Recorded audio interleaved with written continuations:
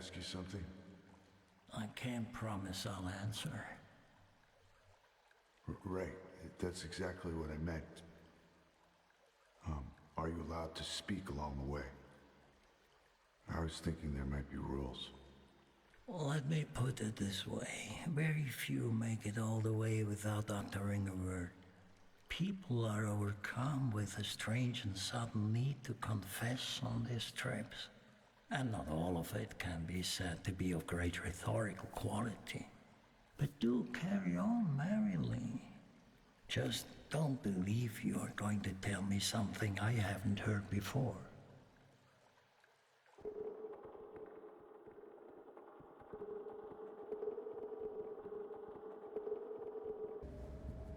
I will tentatively divide my tale into 5 randomly chosen incidents over a 12-year period.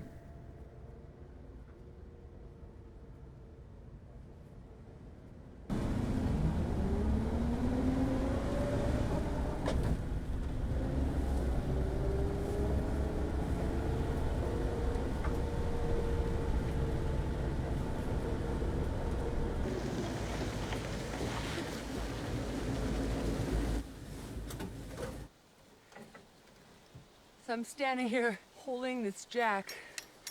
Crap's not working.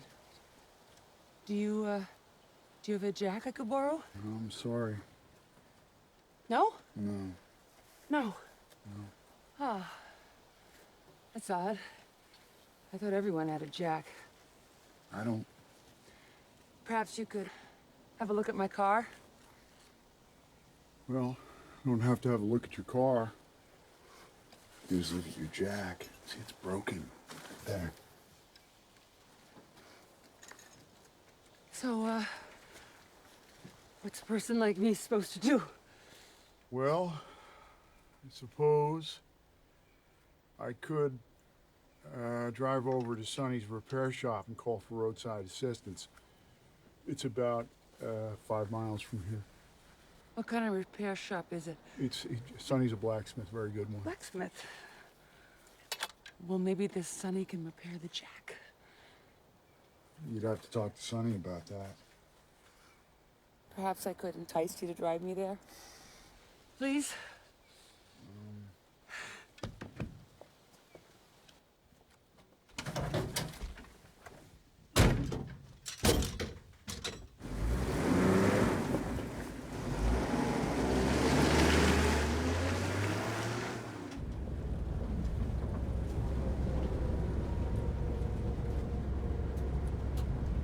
Oops. That was a mistake. Mistake. Me getting in this car with you. What was it one's mother used to say about not getting into cars with strangers?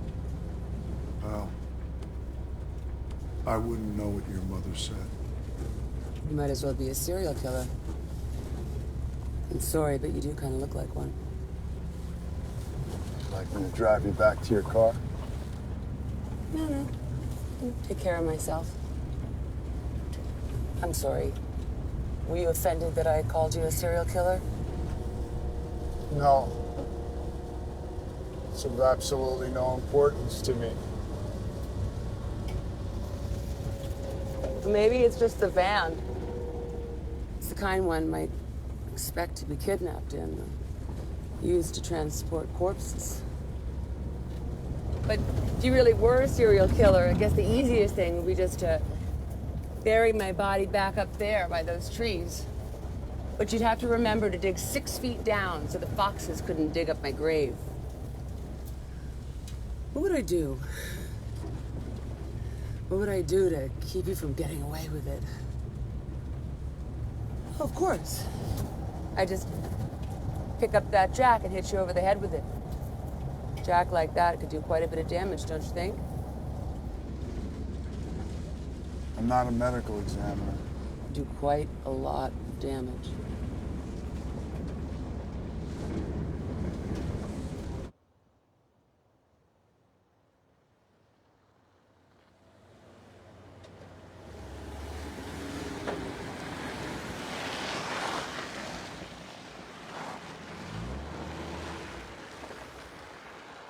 Don't forget this.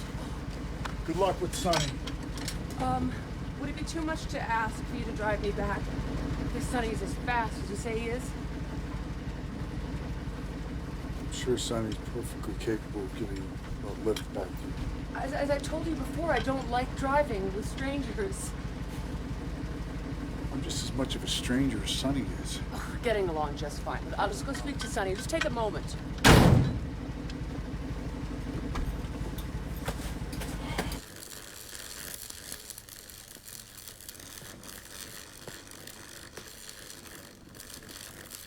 Sonny, Hi, Jack. how's it going?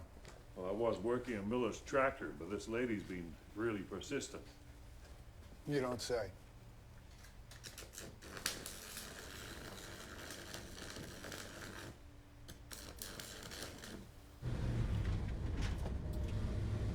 Big mistake.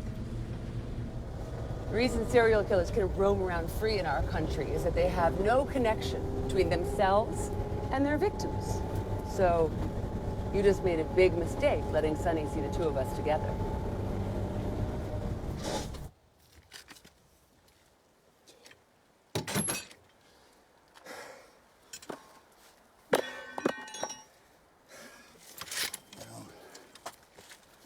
Honestly, I have more important things to be doing with my life.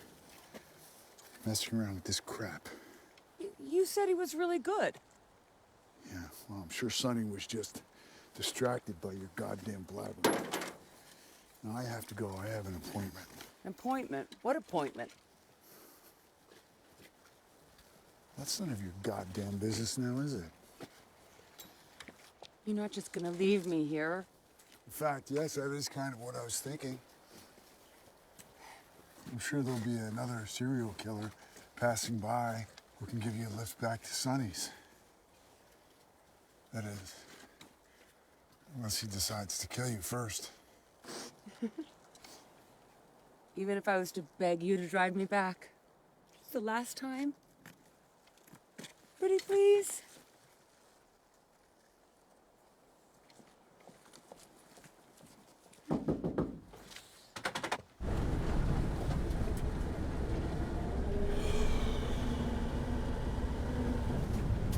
You know, I take it all back. What I said earlier about you looking like a serial killer. No.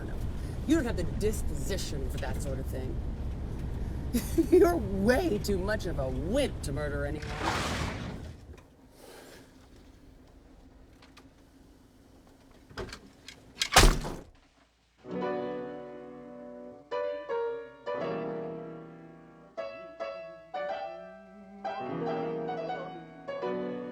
Oh dear, you are a dangerous man. Smacked her with the jack, did you? Honestly, I've heard of more murders than I can count. And by the way, what does this ridiculous man have to do with anything? It's Glenn Gould, one of the greatest piano players of our time. He represents art.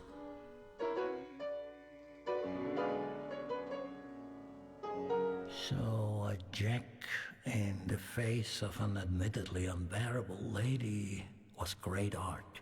Is that what I'm to make of it? Dear Mr. Verge, please give me a chance to cast some supplemental light on the story of the Jack. The old cathedrals often have sublime artworks hidden away in the darkest corners for only God to see, or whatever one feels like calling the great architect behind it all. The same goes for murder. When I say cathedrals, it is first and foremost the Gothic buildings we admire. Here, elegant pointed arches have replaced the earlier, more primitive, rounded arches. The art of engineering is first and foremost about statics. That is, so things remain standing in spite of the various forces that impact the buildings. In this way, the pointed arch created a possibility to build much higher and with much more light, but most importantly, with less use of material. I often say that the material does the work. In other words, it has a kind of will of its own, and that by following it, the result will be the most exquisite. So the material was the jack, and it jumped into the lady's face on its own. Art is many things. Very convenient and unusual in the pile of bad excuses. But all of that is of no interest whatsoever unless you are an engineer. I am an engineer.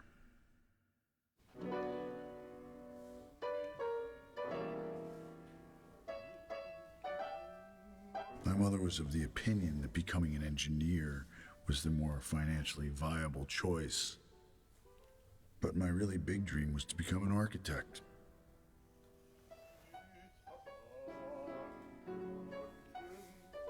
Right before The Lady and the Jack, I purchased a building lot, and since I was my own developer due to a substantial inheritance, no one could keep me from drawing up my own plans for my own house.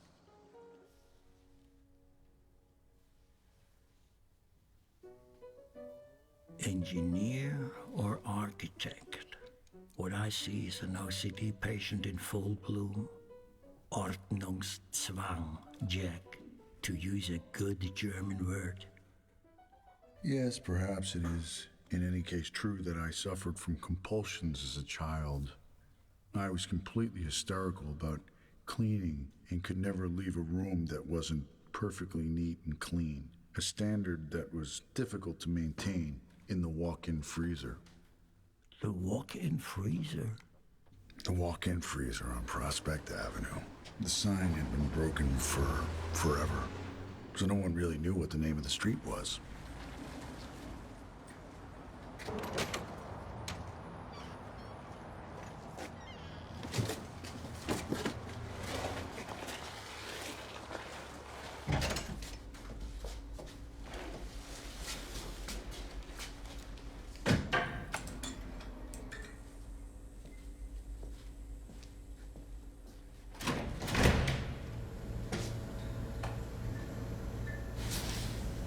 I bought the pizzas from the former owner of the walk-in freezer. He claimed it was a great deal. But of course, I never managed to sell them, so it all became too much for me. I only ate one of those shitty pizzas. Pizza, pizza, maresciallo, fammelo sempre mangiare.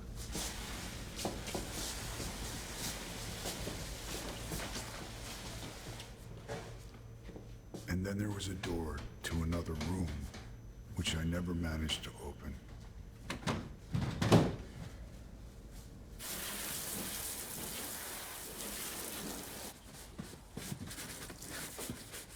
A fucking neurotic, riddled with obsessive compulsions and a pathetic dream of something greater.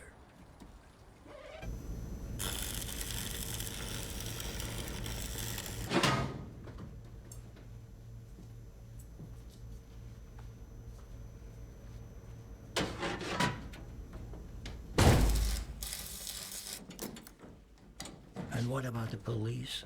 I imagine they started coming around a lot. No. Call it luck, if you will. I had attempted to hide her car. But to my great annoyance, you could still catch a glimpse of it from the main road. You know, without realizing it, where I had parked the car was a stroke of genius. You see, the small brook defines the state border, and the local police, per definition, can't see across state lines. It's not their jurisdiction, so I had no inquiries from the police. And by the way, I don't even know if Sonny had told them about me. We met up quite a few times since, but never spoke of it.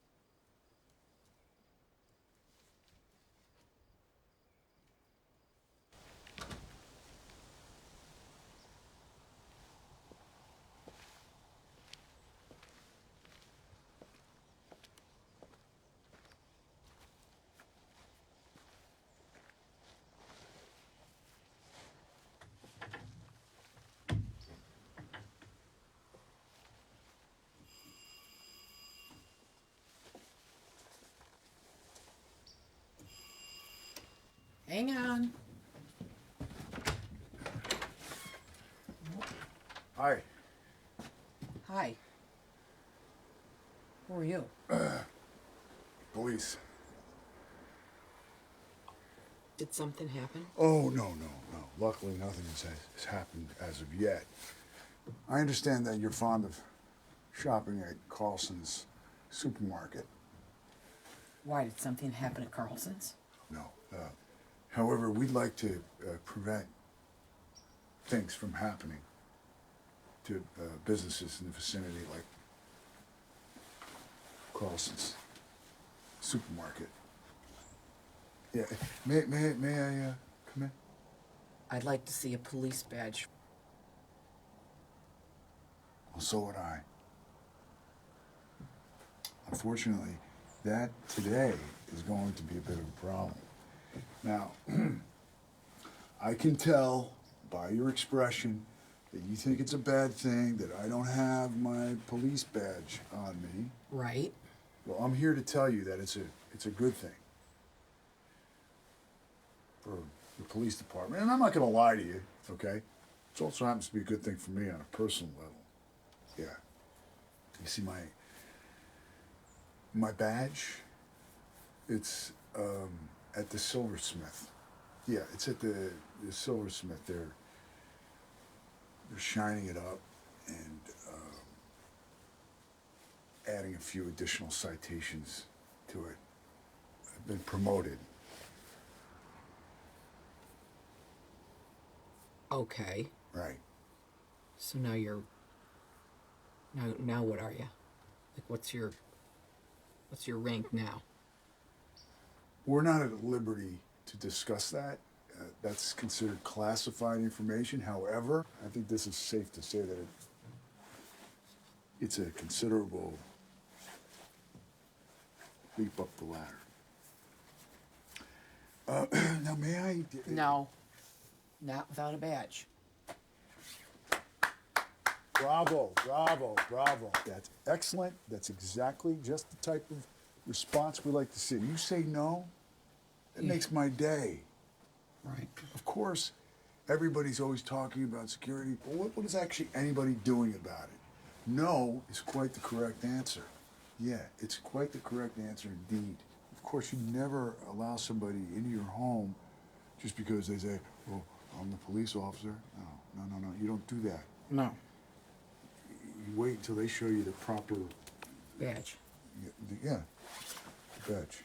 Yep. That's correct. Yeah.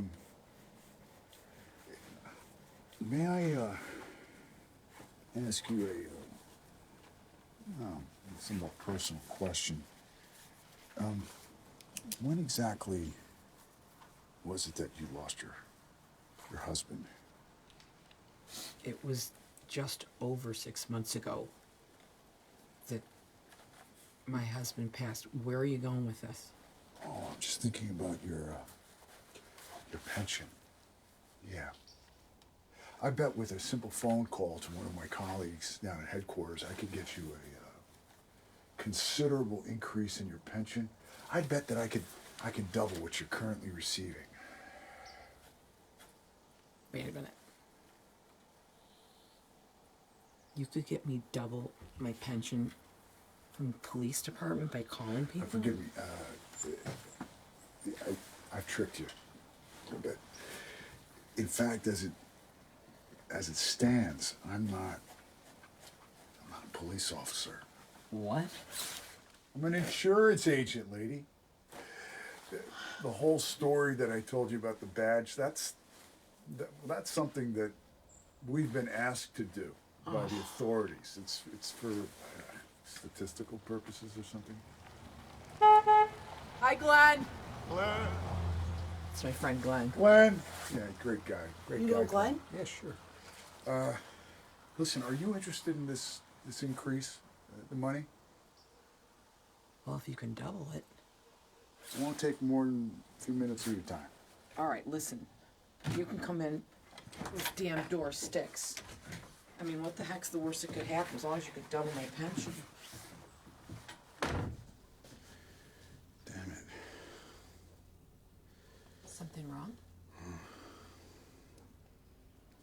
damn humiliating. You know, being forced to stand out there, exposed, time and time again, have to be put in these situations. I don't know why. Listen, I'm not sorry. fair. I did. I was Do you just. know how humiliating it is? I am constantly being put in these situations. It's just not fair. No. Do you think it's fair? No. No. Do you want me to get you a cup of tea? No. Don't worry about it.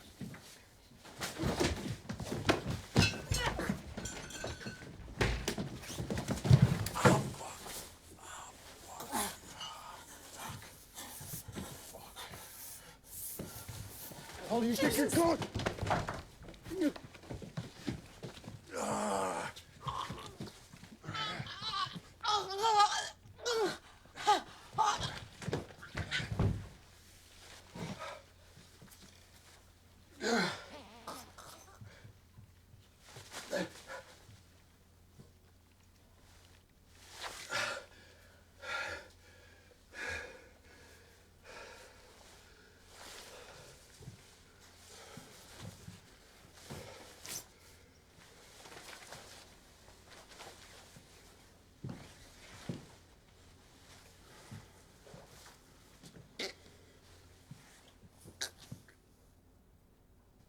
Oh, no.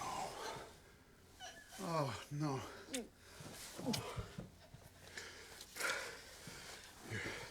Here. Put this under your head. I'm sorry. Oh. What? Oh. I'm so sorry. Oh. What can I do to make this good again? What can I do? How can I help you? What can I do to make it better? Speak to me. Talk. You can't talk. Okay.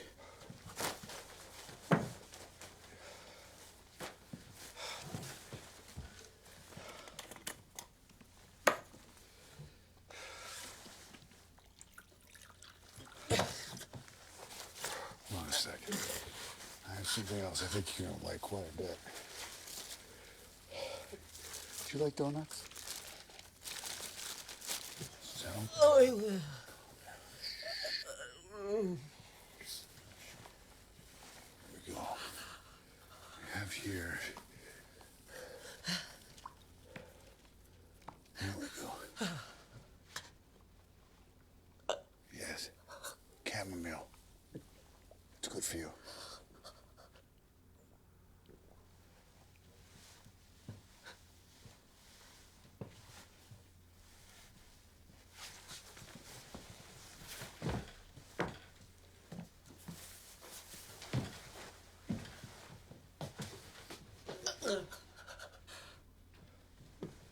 Jesus Christ.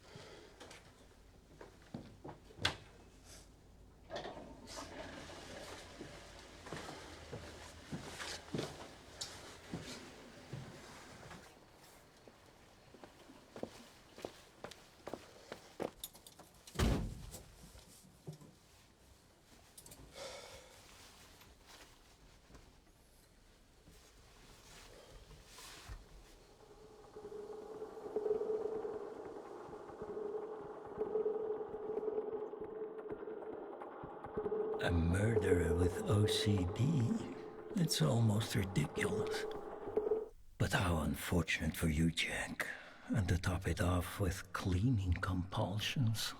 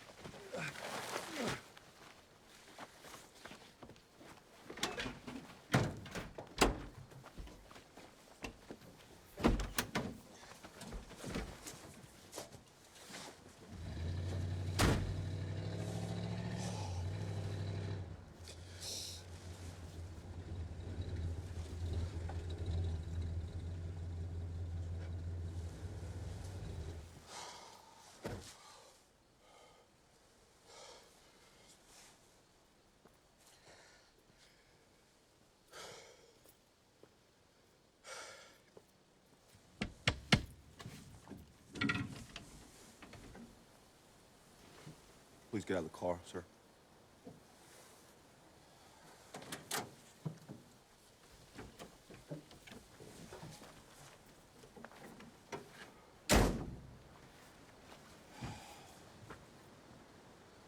Mind if I take a look in the van, please, sir? I'd be a bad guy if I said no. All right. Open her up, please.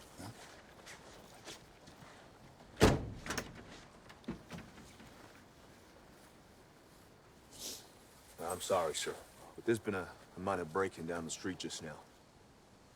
I'd like to ask you a couple of questions about anything you may have seen, heard. Yeah? Glenn said you were visiting Claire. I'm sorry, you said something about a break-in? Mm-hmm. Oh. Well, unfortunately, I think you've got a more serious problem. Claire? She's disappeared. Claire Miller has disappeared. We have been sitting out here for the last 2 hours in my van waiting for her. Right.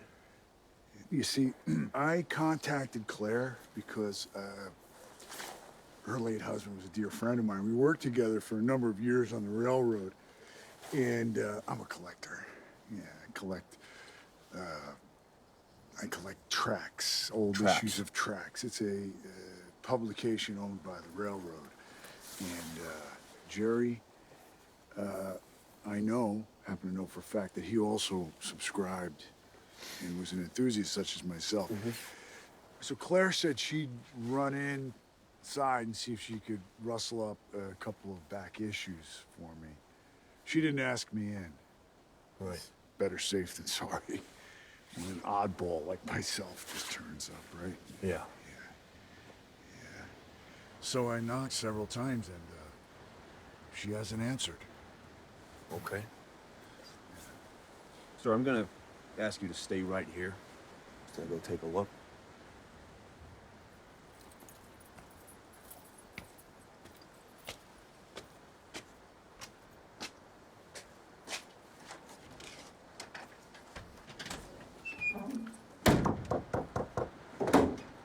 Claire, it's Ed. Maybe the door's open. What? Oh, maybe not.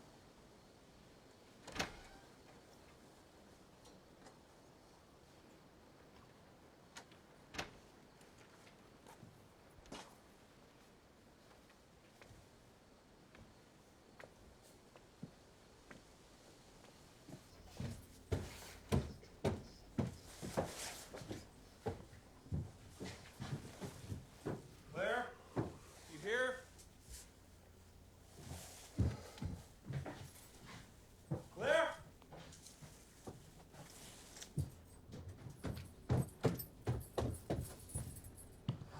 She up there? No, she's not up there.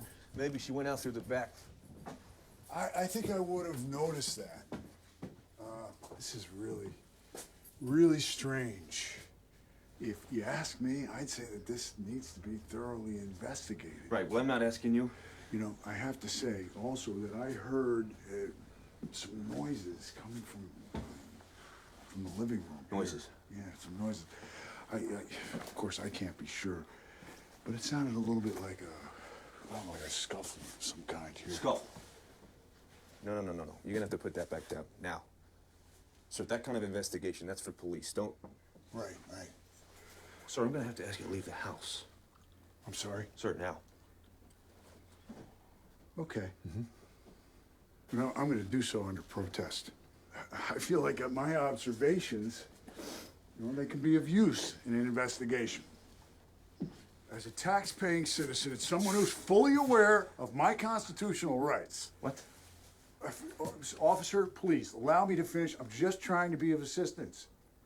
Okay? You got 1 minute, sir. I would like to recommend one thing, and it's within my rights, that this room is inspected impeccably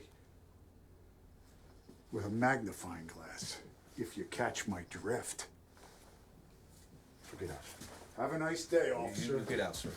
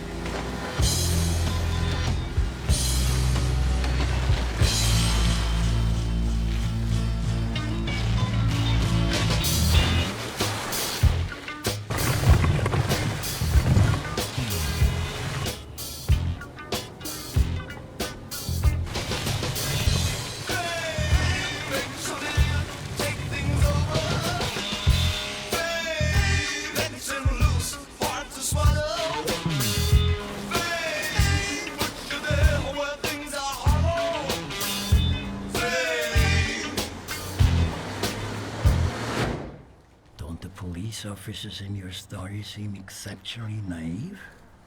Is that the point? No. But here it comes. The point, that is. I can hardly wait.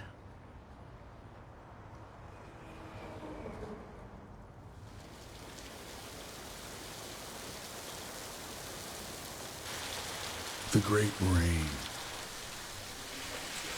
It washed away the long track from my escape. Now, I don't consider myself a decidedly devoted man of faith, which of course is a totally crazy thing to say considering our present situation, but I must admit, I experienced the rain, the fiercest I have ever seen, as a kind of a blessing, and the murder as a kind of liberation. I felt I had a higher protector. And in reality, you were just a terrifying, perverted Satan.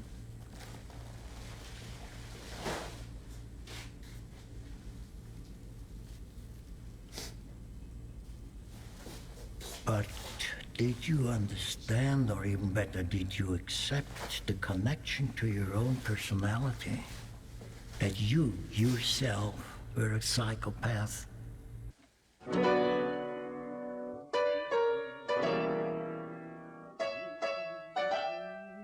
Well, I'm not stupid. That's rather unusual. The psychopath will never accept his own diagnosis. But I did.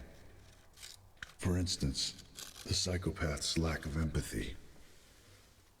I went to great lengths to fake normal empathy in order to hide amongst the masses. Smile. Oh, yes, yes, yes, yes.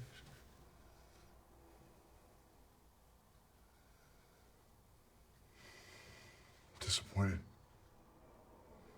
Very, very disappointed.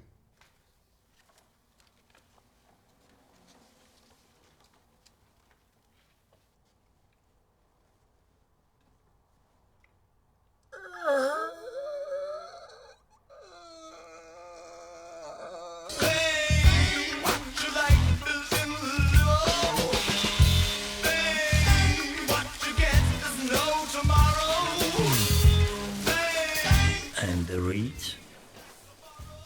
I was a very sensitive child, profoundly afraid of playing. For example, hide and seek. In the case of hide, I always chose to run in near panic into a field of reeds to hide. I see something other than a scared kid. I see a kid with a more mysterious goal. The choice of the dash through the reeds was an escape, but also an open invitation to the pursuer because of the clear path of broken reeds left behind. Was there an element of come and catch me in you as a child? Or perhaps more importantly, in you as a person? Was there never a tiny grain of disappointment about the great rain that washed away your tracks so you couldn't be caught? More like amazement when I think about all the things I've done in my life without it in any way resulting in punishment.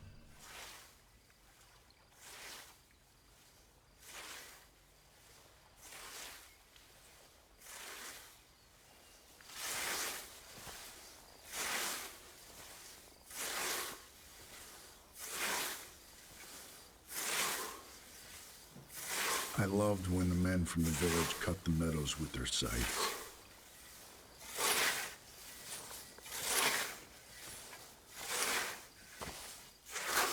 Back then, one spoke of the breath of the meadow. Everyone working in rhythm, exhaling when they mowed, and inhaling when they pulled the scythe back.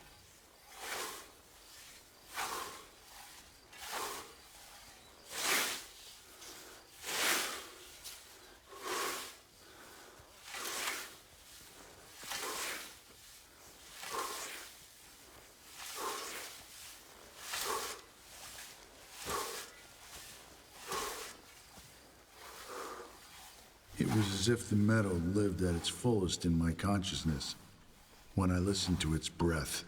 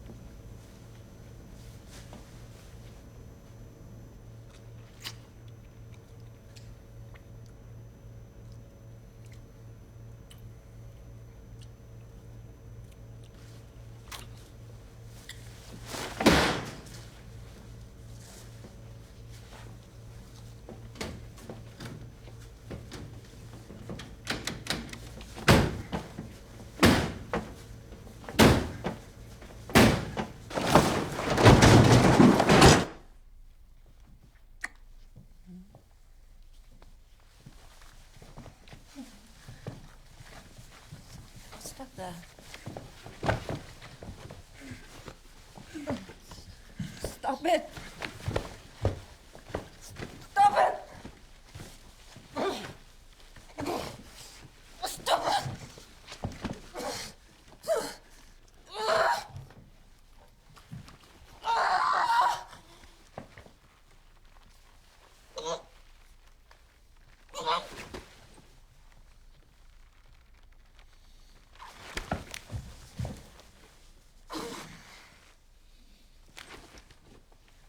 Experience had taught me how to strangle correctly, and for long enough.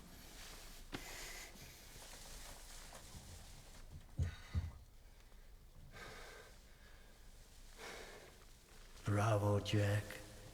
You certainly are clever and tough, just like all the other criminals.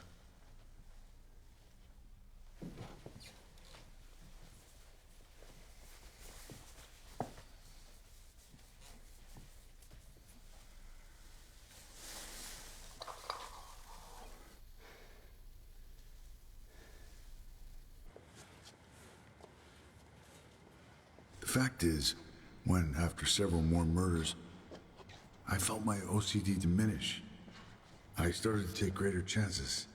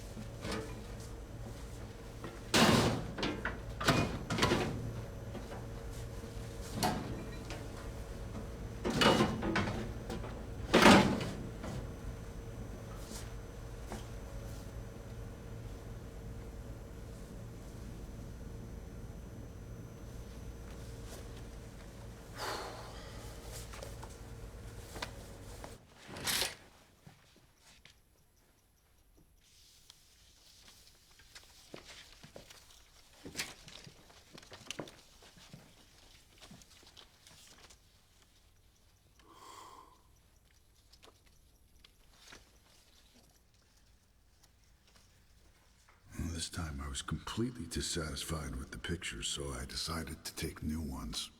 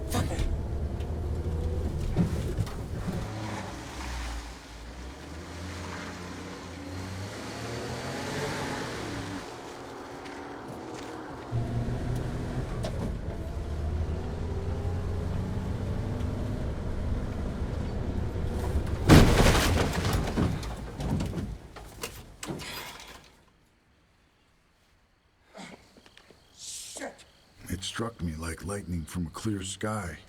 I couldn't resist running that little old lady over.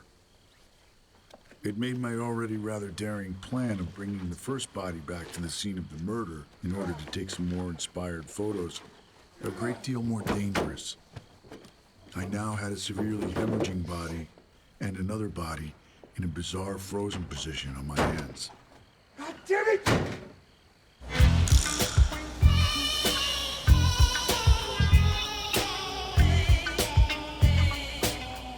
Could you elaborate a little on why the old lady had to die? I can't explain it all, but perhaps I can describe it as the kind of blood frenzy an ermine experiences in a henhouse. Do you know Blake's poems? About the lamb and the tiger. I do know Blake superficially, but I'm afraid I won't escape a comprehensive tutorial. God created both the lamb and the tiger. The lamb represents innocence, and the tiger represents savagery. Both parts are perfect and necessary. The tiger lives on blood and murder, kills the lamb.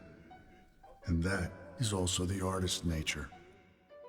You read Blake like the devil reads the Bible. After all, the poor lamb didn't ask to die in order to become even the greatest art. The lamb has been bestowed with the honor of living forever in art. And art is divine. But still the same red van, now all bloody. Somewhat reckless, I should think, if you don't want to be found out. Well, that's exactly what I thought. But I didn't have the strength to change it. And besides, everything was still going remarkably well. Sometimes the best way to hide is to not hide at all.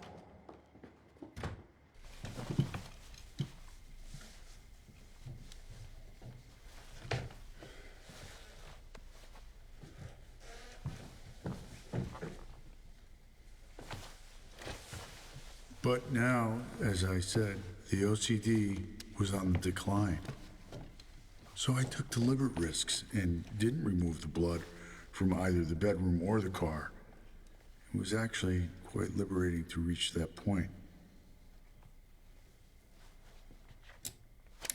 It turned out the little old lady, who was merely an accident, added a great touch of humor to my staged photographs, and I was very pleased with the outcome.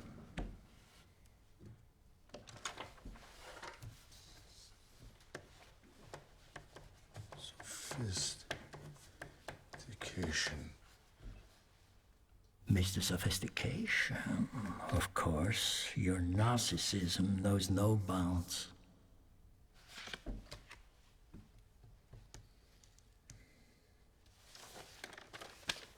I sent the picture to the local paper, which usually distinguished itself by running stories about missing, not to say, stolen garden gates.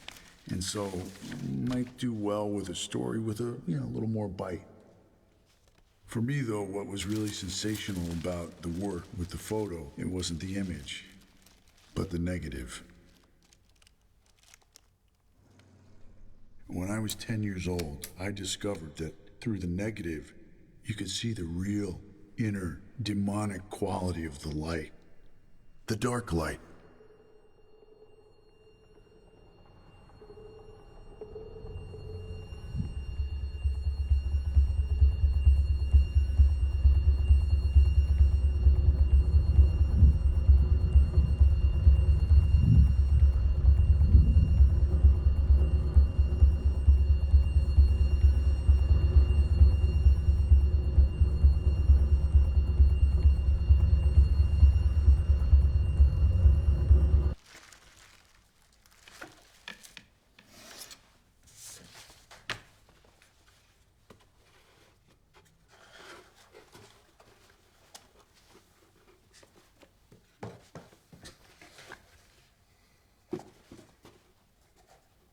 But what about repentance, Jack?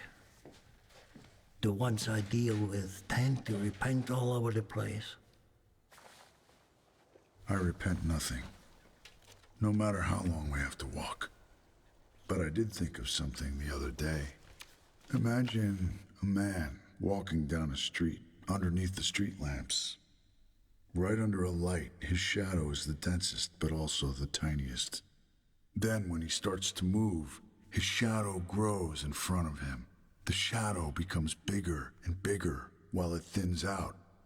And the shadow behind him from the next lamppost emerges and becomes shorter and shorter until it reaches its ultimate density as the man stands directly underneath the light. Let's say that the man standing underneath the first lamppost is me when I've just committed a murder. I feel strong and content. I start to walk, and the shadow in front of me grows bigger, like my pleasure. But at the same time, pain is on its way, represented by the shadow behind me from the next lamppost. And at the midpoint between the lampposts, the pain is so great, it outweighs my pleasure. And with every step forward, pleasure dissolves, and pain intensifies behind me. Finally, the pain is so unbearably intense that I have to act. So when I reach the point with the next lamp in zenith, I will kill again. I know you want to be someone special, Jack. But let's face it, this illustration can be used for any addict's tale of woe. The alcoholic empties the bottle at the zenith, etc., etc. But what about the family?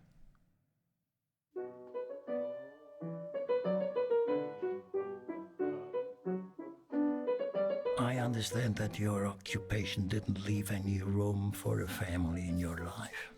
No. Why? Well, it could be, despite everything, that speculating about this might have triggered just a tiny bit of human feeling. For example, a variation on what those of us less clever might call need. Need? Because I never had a family? No. I can't say that it did. But the concept of family actually inspired one of my greatest works.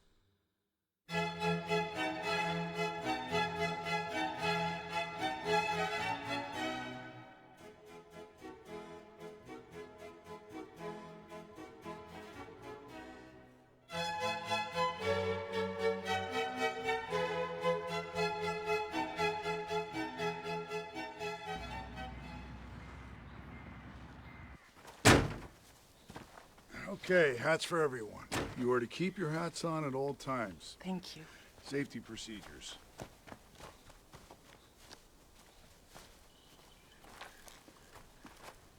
Can we go up there, Mom? Of course we're gonna go up. Smile, Grumpy.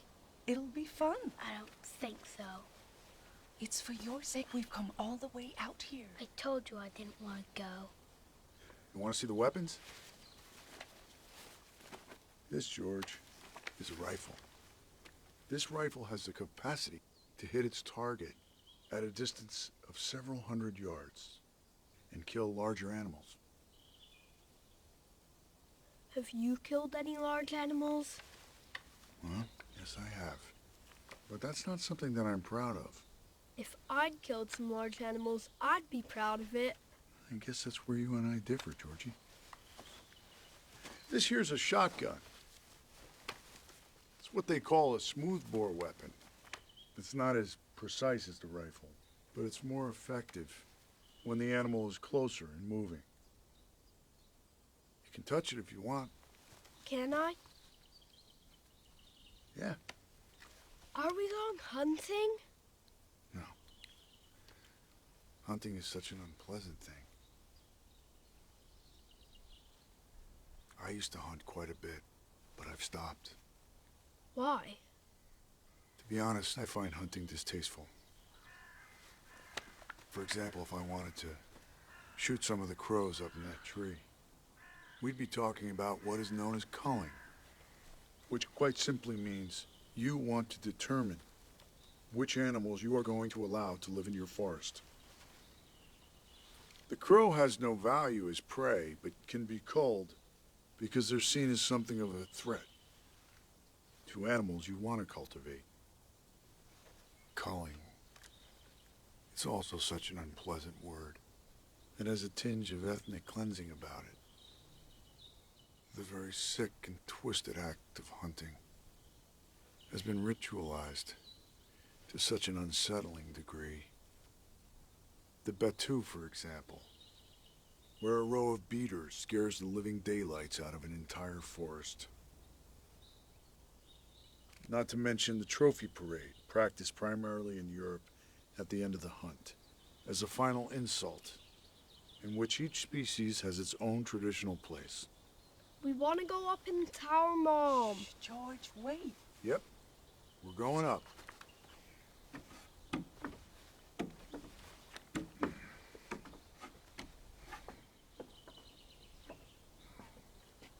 Okay, George, you want to shoot?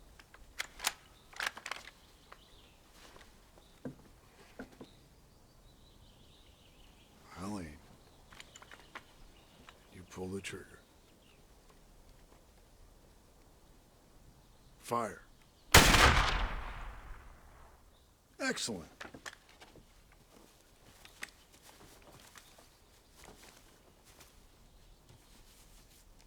To fell an animal of this size, you have to be sure to hit it in the vitals, which is to say here, in the area of the lungs.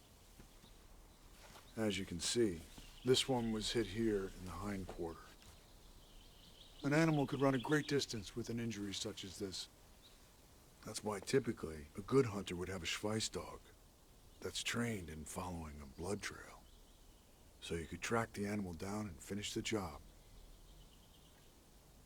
Schweiss. Well, that's the word we use for blood trail. Congratulations, young Georgie. You hit the animal. So you had found yourself a family? Yes. That's also how I like to see it. But it's also much simpler with animals. What do you mean? The order is important. The hind will typically run in the front with the largest fawn, following the smallest last. You typically shoot at the deer starting with the rear one, based on the fact that the two older animals can survive without the young one.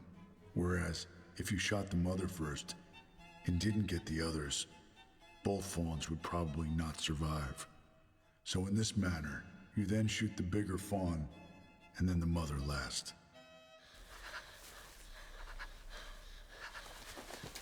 Stay down.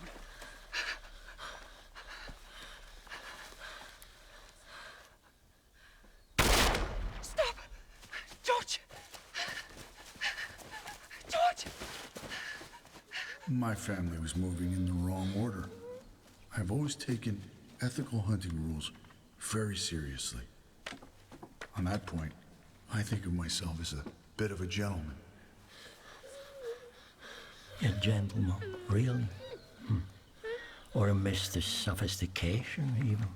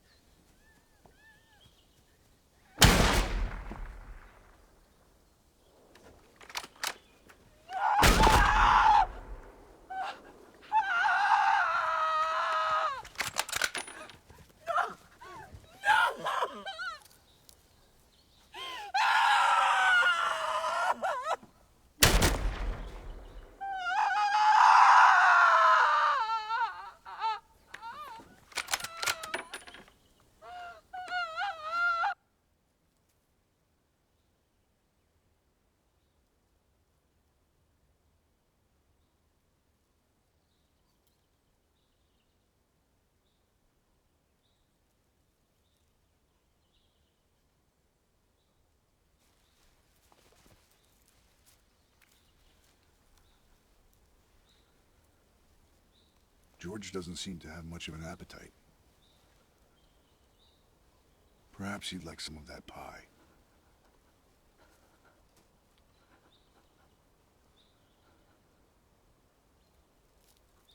You know, when I was a boy, I never got enough pie. Why don't you do as I say and give the youngster a little piece of pie?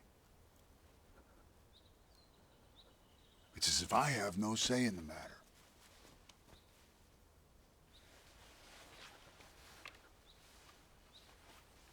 This was supposed to be an enjoyable picnic.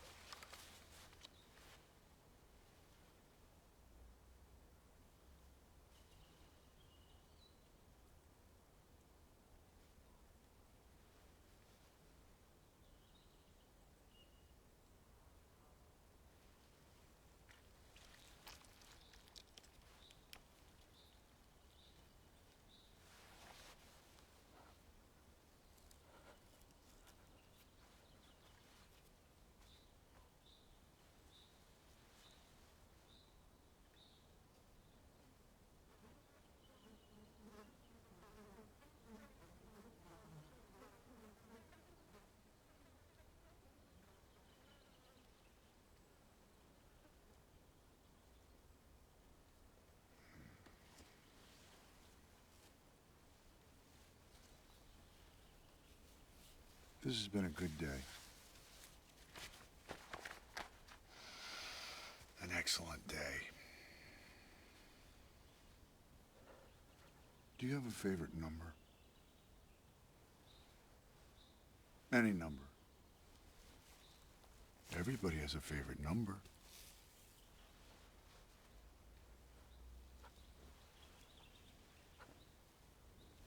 12. 12. That's an excellent number. Very good number indeed. Picnic's over. You can go ahead. I'll take care of the kids.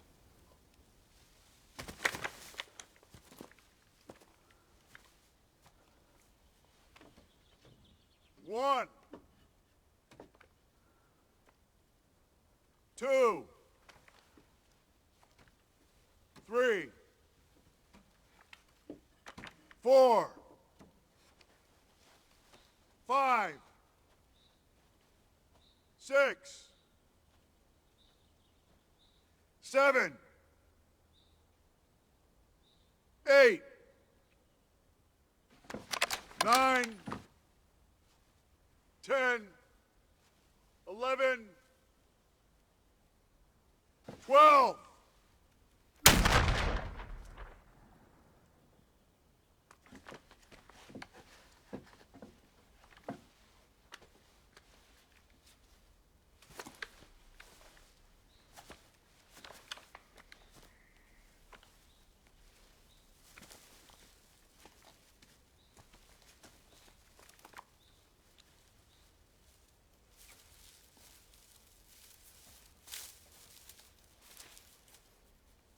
Schweiß. Exactly.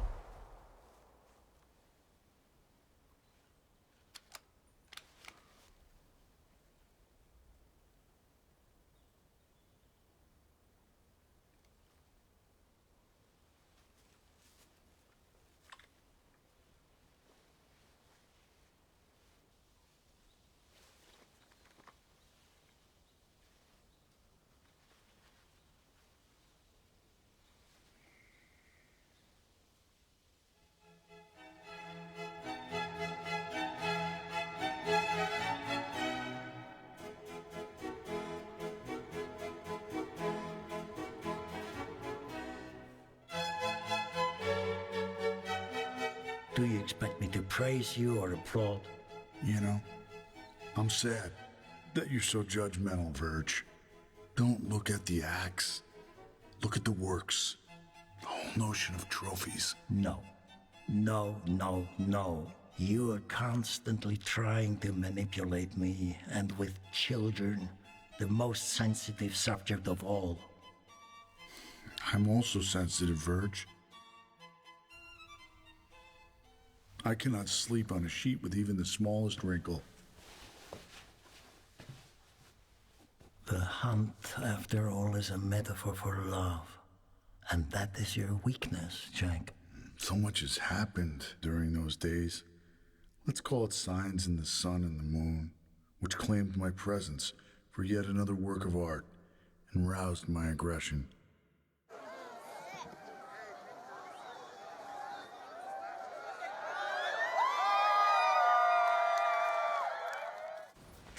First the eclipse.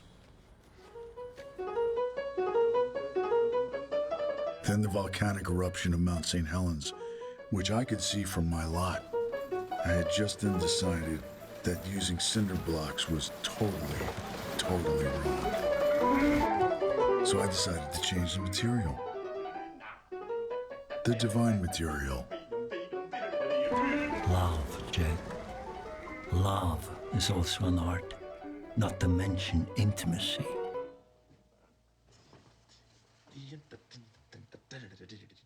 The Iceman always inhaled his victim's last breath. Jack. The rain is just the flame, the bunch of treasure keep you in. Say,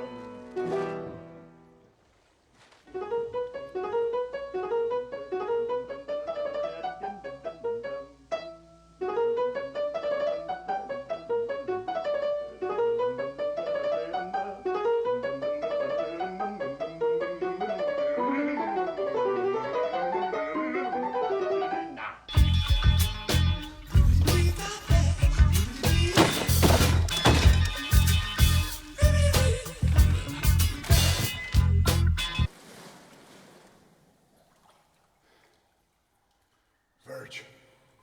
I'm here, Jack.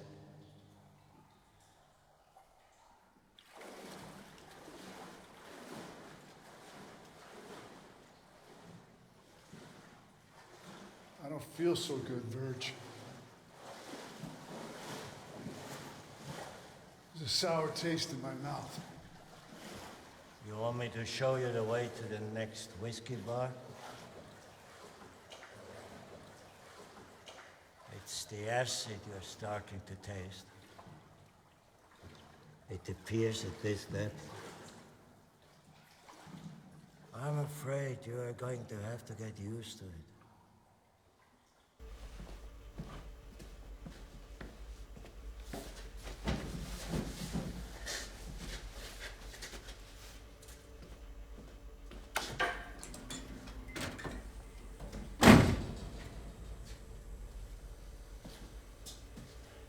I placed Grumpy in the anteroom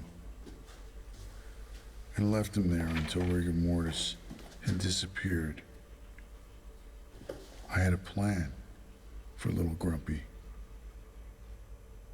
What does that mean?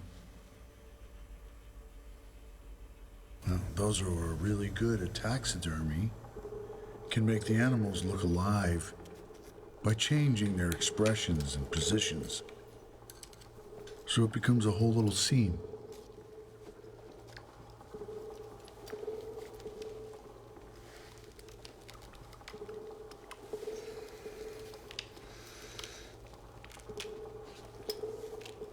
I discovered that if I worked around rigor mortis and worked before the corpses froze, then I could manipulate their expressions and positions with steel wire, pins, tape, and things like that.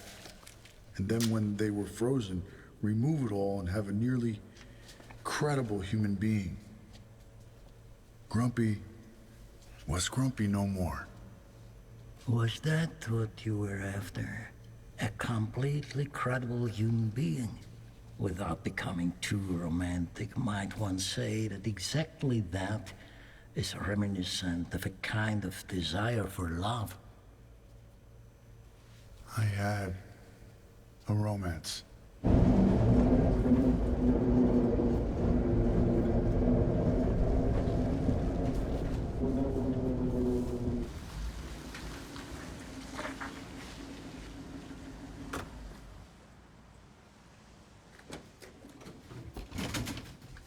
Where did the crutch come from, Jack? You hadn't hurt yourself, had you? Very useful little trick if you wish to look harmless. In general, if you carry some luggage and a crutch, people come running to assist. And then you force them into a car with a weapon. What does that have to do with love? I really have strong feelings for this one. Much stronger than a psychopath should be able to have.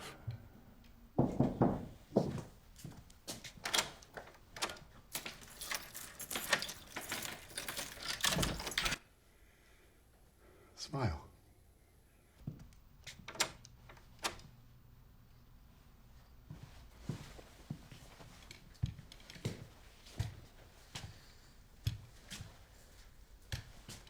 Hey.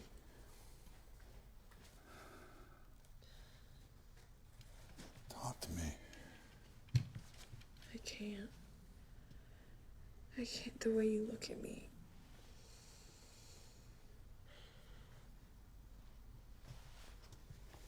The way I look at you. Okay.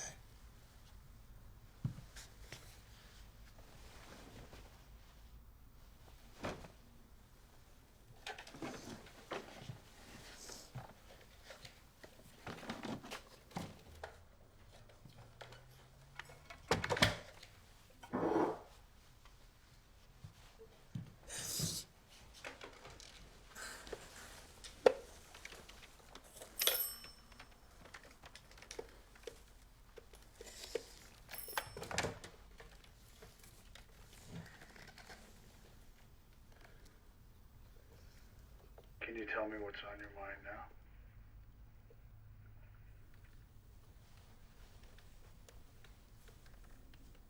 I just don't know where I've got you. Are you trying to leave me? I feel like you're trying to leave me. I'm not gonna leave you.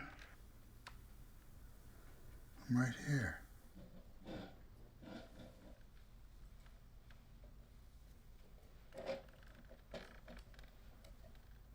You feel that?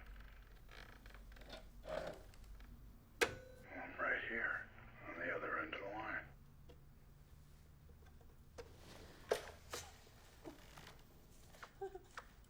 Hang up for a second.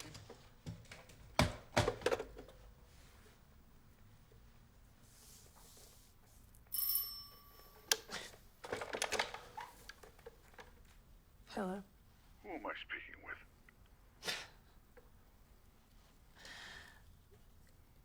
You know who you're speaking with. You know I'd never leave you. Now what do you say? Don't you think we deserve a drink? sure? I'll be over shortly for cocktails. I went down to St. James Infirmary. Simple. You know I hate it when you call me simple. My name's Jacqueline. Jacqueline. Did old Mr. and Mrs. Simple really have that vivid an imagination? Jacqueline, I bet they got that right out of the New York Times crossword puzzle. To me, your name is Simple Simple. Hey, you've got great tits. Why do you always have to be so crude?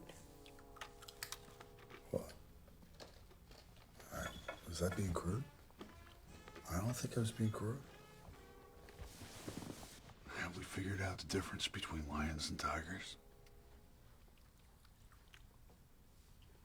Tigers have stripes. And where do they live? Africa?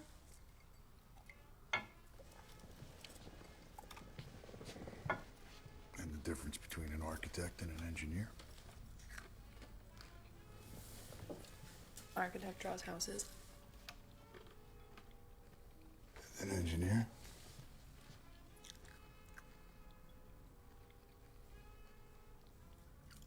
Also draws houses? You call that a difference? An engineer reads music. An architect plays music, if that's something that your limited brain can process. Why do you always have to be so cruel? I'm not completely stupid. That fucking depends on your definition of completely.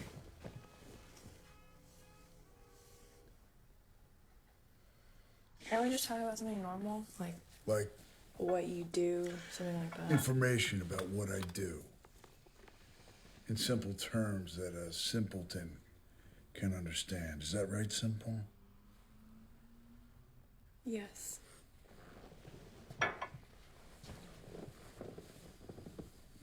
I kill. Okay.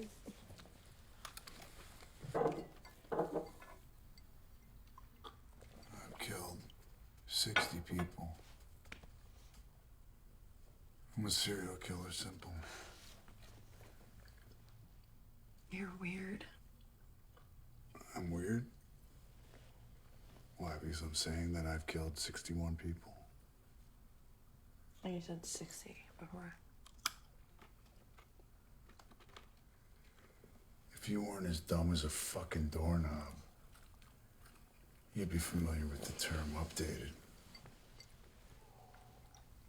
Just because the number was 60 an hour ago doesn't mean that it can't easily become 61 in just a couple of minutes. Well, I'm not dumb as a doorknob. Maybe I haven't read as many books as you've read. Simple. Come on. You're as dumb as fuck. Now, why don't you be a good little dreamboat and go get me a magic marker? Could you bring me a magic marker? Red or black? Either one's fine.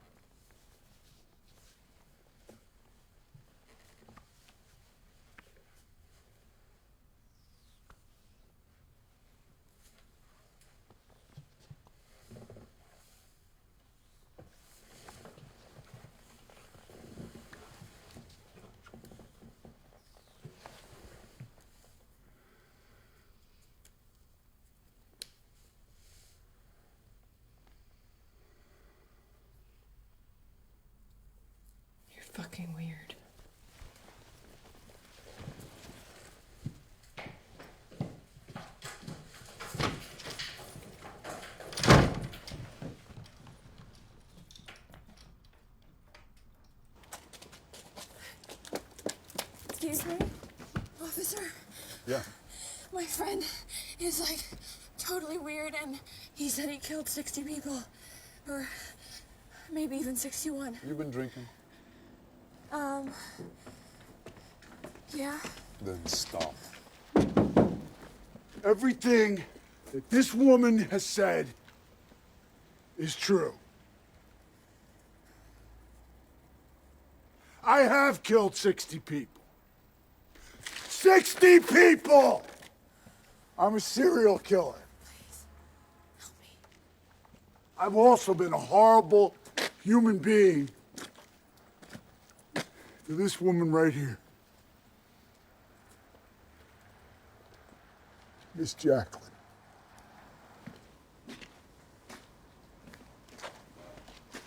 Miss, would you be kind enough to sweep up your friend here and take him back inside?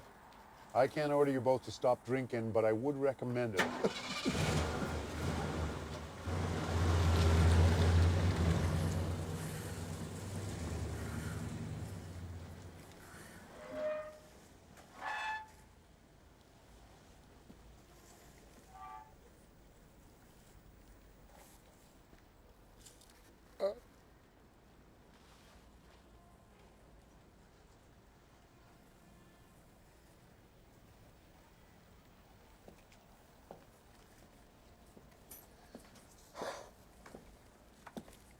Never make it up to you.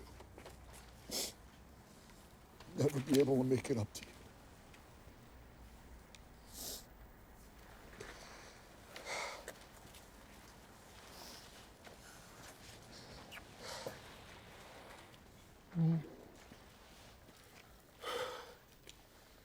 Can you forgive me?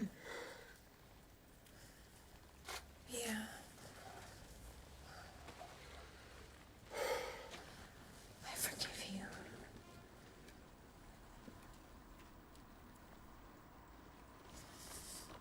Come on. Let's go inside.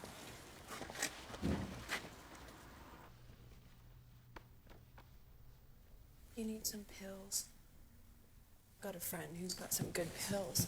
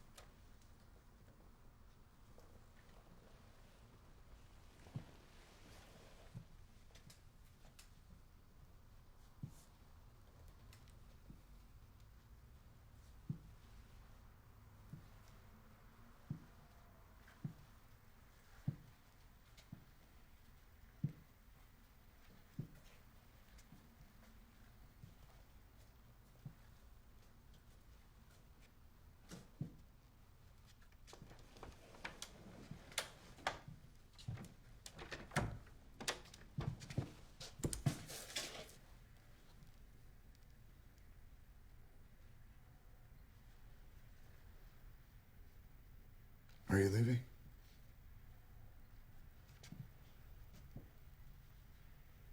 I was just gonna go get some pills.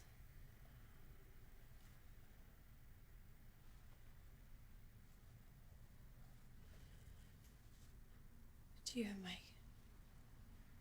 key? I'm not gonna take some random pills.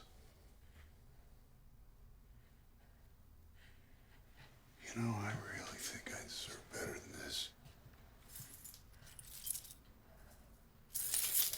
I'm gonna hang on to the keys. It's a bad habit for you to go rushing downstairs every time we start to have a good time.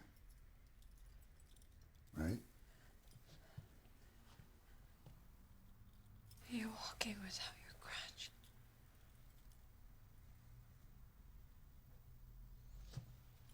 And you weren't using it downstairs either.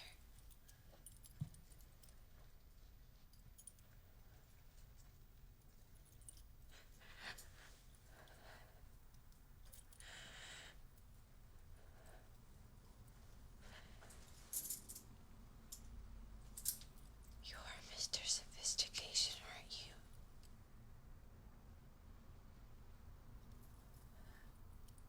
If you feel like screaming,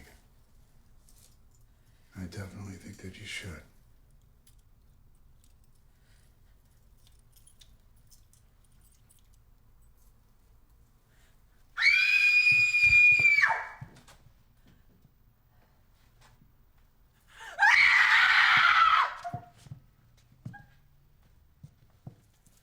You call that screaming? Help! Help! Help! Yes! Help! There's a murderer in the building! It's Mr. Sophistication! Help! Help!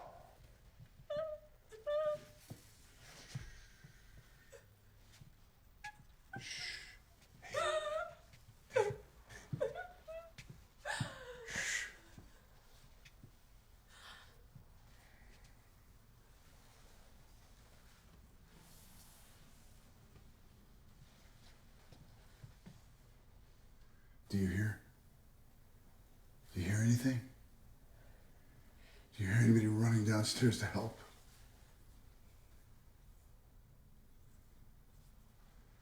Some neighbors you have. You want to try the window? I just want my keys. I just want my keys. My keys. Help! Help me! Please help me!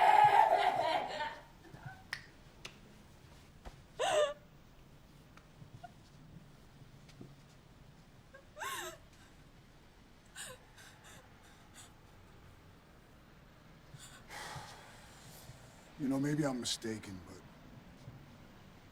as far as I can tell, not a single light has gone on in any apartment or stairwell. Do you know why that is? Because in this hell of a town, in this hell of a country, this hell of a world, nobody wants to help!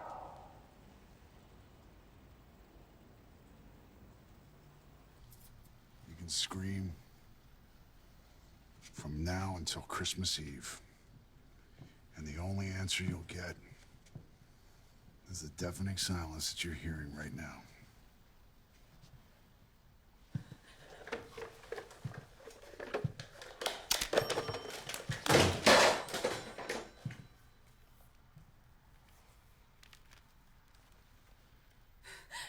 Can't we talk?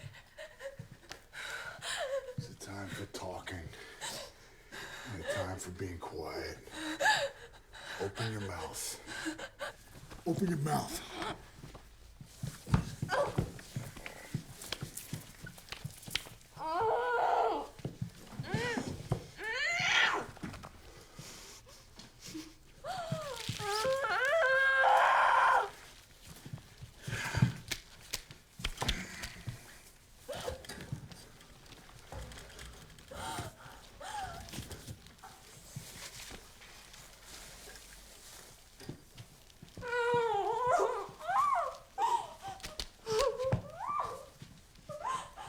Okay, simple.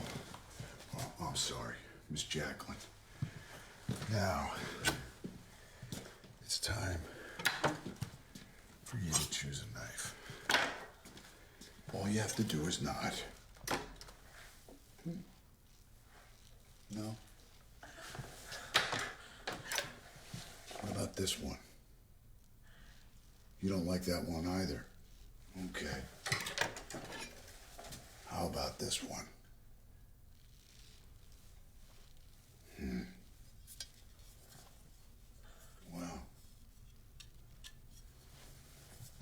That's an interesting choice, Simple.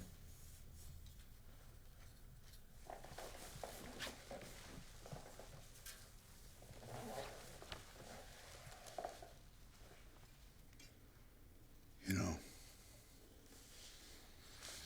there is something that has been bothering Mr. Sophistication. Well, quite a bit. And perhaps it's more interesting to him than it would be to you. But to be honest, he gets pretty fucking pissed when he thinks about it. Why is it always the man's fault? No matter where you go, it's like you're some sort of wandering, guilty person without even having harmed a single kitten. It actually gets sad when I think about it.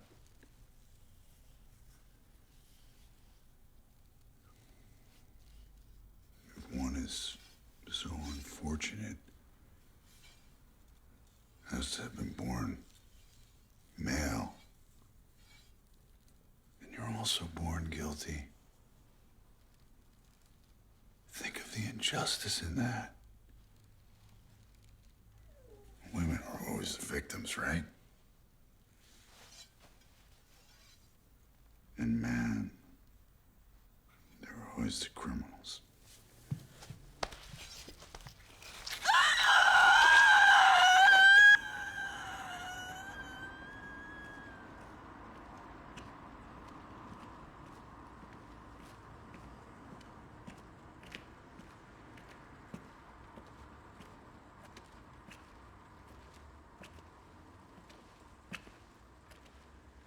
Told you before, this is private property. I want you to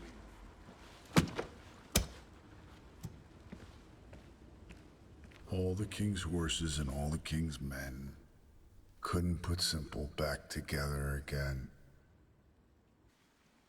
Why are they always so stupid? Who's stupid? All the women you kill strike me as seriously unintelligent. I've also killed men. But you only talk about the stupid women. Unless you think all women are stupid.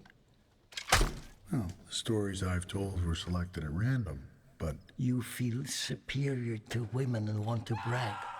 It turns you on, doesn't it, Jack? No, but women are easier, not physically. They're just easier to work with. More cooperative. To kill, you mean? If you like. Mr. Sophistication believes in that theory. So, Mr. Sophistication is the theoretician. I can tell you're lapping it up when I tell you about Mr. Sophistication. So, Jack hears voices that order him to do this or do that. Jack must be psychotic. I loathe diagnoses you can just write down in letters. That's not fair. The letters are clear. They look after us and create boundaries between good and evil. And they carry religion. Religion has ruined human beings. Because your God teaches people to deny the tiger in themselves and turns us all into a throng of slaves. Too shameful to acknowledge it. Oh, Jack, you should have read the right letters in your life. But you didn't want to.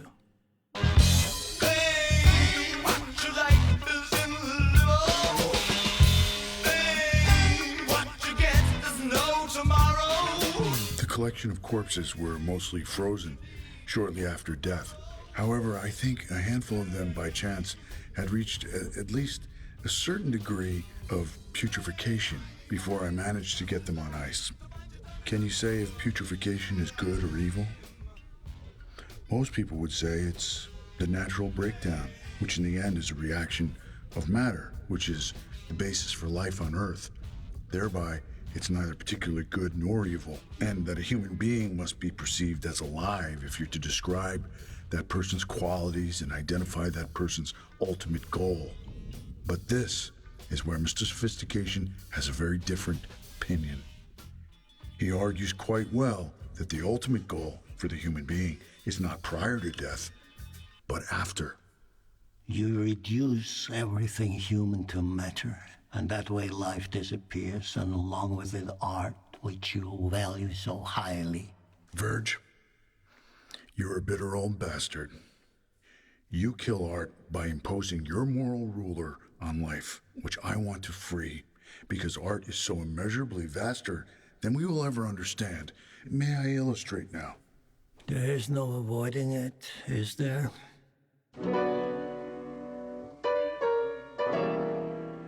I don't have a handle on how many processes take part in the decay of a dead human, but I know a bit about dessert wines. In order to achieve the most sublime sweetness and the greatest wines, nature has provided us with various methods. The three most common forms of decomposition are frost, dehydration, and a fungus with the enticingly mysterious name, the noble rot.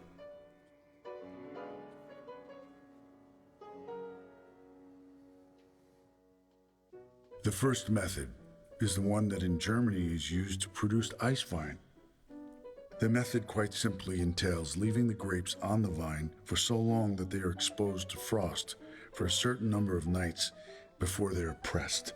This method increases the sugar content in the wine dramatically. It is very risky, as the grapes must have certain qualities in order to be able to withstand the process. On top of that, there can be uncertainty about whether or not the first night's frost lives up precisely to the expectations, etc. The second method is called Trockenbeeren, in which the grapes are allowed to hang on the vine until they dry up and very nearly become raisins. The last method, which for example is essential for the production of sauternes, is a kind of mold that causes grapes to be very full-bodied and have an explosively high sugar content. You could say about all three processes that it's the breakdown that lifts the living grape up to be part of an artwork. You can view the processes that start in a human being after death in the same manner. Says you, and I still say that without love there is no art. It's not up for debate. The thing you are talking about with the grapes is just nature's method of decomposing. If decomposition is a way to salvation, then what about your house? By God, you cannot convince me that the idea of your first house being torn down was in any way satisfying. Do you claim that it was built to be torn down? No, of course, it wasn't ideal. And I'm sorry to say that it happened no less than 3 more times. That I started construction and then became doubtful. It was difficult to create the house that I dreamed of. The material didn't do what I wanted it to do. The houses I had drawn had already, at very first detail, something banal, not to say ordinary, about them. Isn't that what in art you would call epigonism? Your great talent only reached so far. You, artist of all times. When you were writing, didn't you yourself plan the destruction of your most popular literary work? The Aeneid was a commissioned work where the ruling power and its ideas were glorified by me to the point where it was no longer art. But if glorification could demean a work, why should destruction and demolition not be able to do the opposite and create art? Albert Speer invented the theory of ruin value by examining the Greek and Roman ruins, and constructed his buildings using both weaker and stronger materials so that they, in 1,000 years, would appear as aesthetically perfect ruins. Which fortunately were smashed to atoms a mere few years after their construction. Hubris is punished by nemesis, if I may use an old-fashioned expression. But an artist must be cynical and not worry about the welfare of humans or gods in his art. This talk about the value of ruins makes it too obvious, not to mention another subject, the value of icons.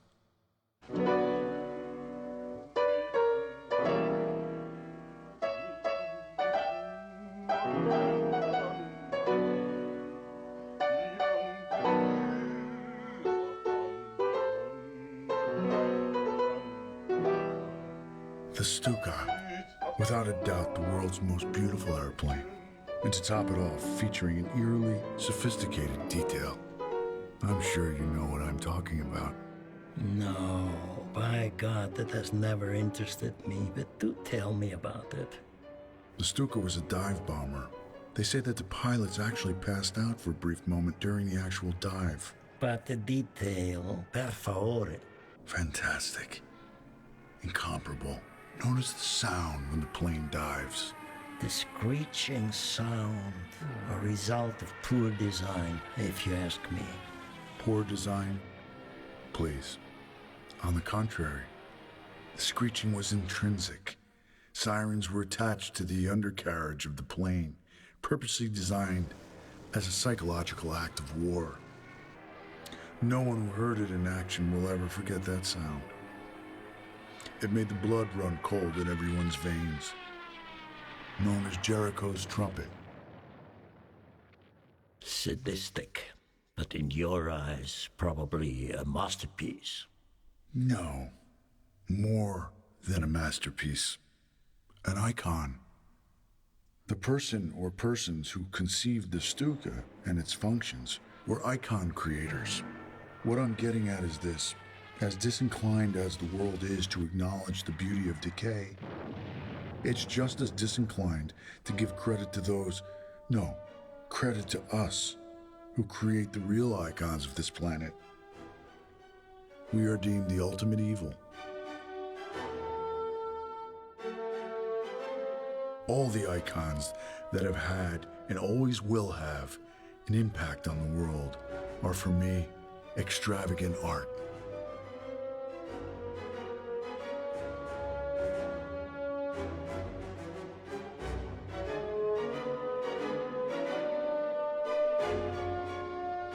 The noble rot. Stop it. You antichrist, I don't recall ever having escorted a so thoroughly depraved person as you, Jack. Since you have now apparently set your heart on mass extermination, let me make a brief comment about the Buchenwald camp that emphasizes my attitude towards art and love. In the middle of this concentration camp stood a tree. And not just any old tree, but an oak. And not just any oak, but the one Goethe, when he was young, sat beneath and wrote some of humanity's most important works. Goethe.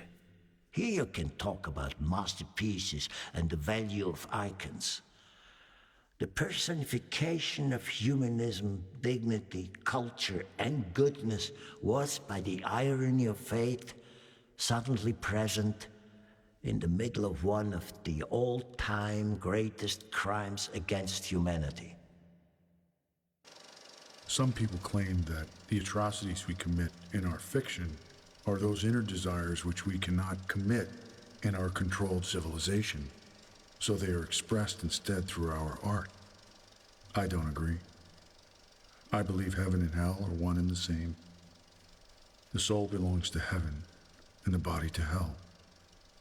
The soul is reason, and the body is all the dangerous things, for example, art and icons.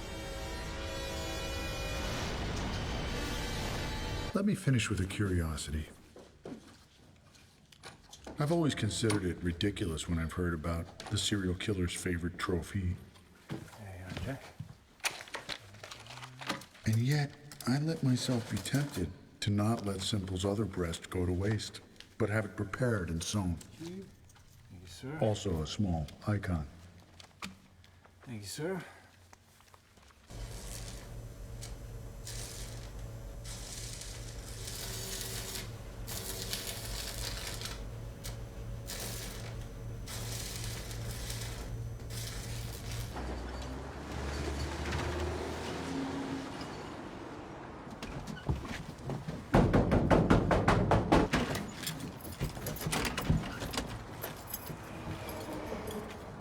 Do you want to fucking die?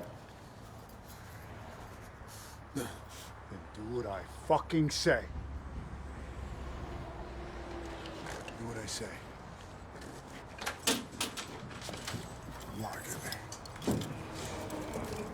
Drop the keys. Turn around. Cuff. Cuff!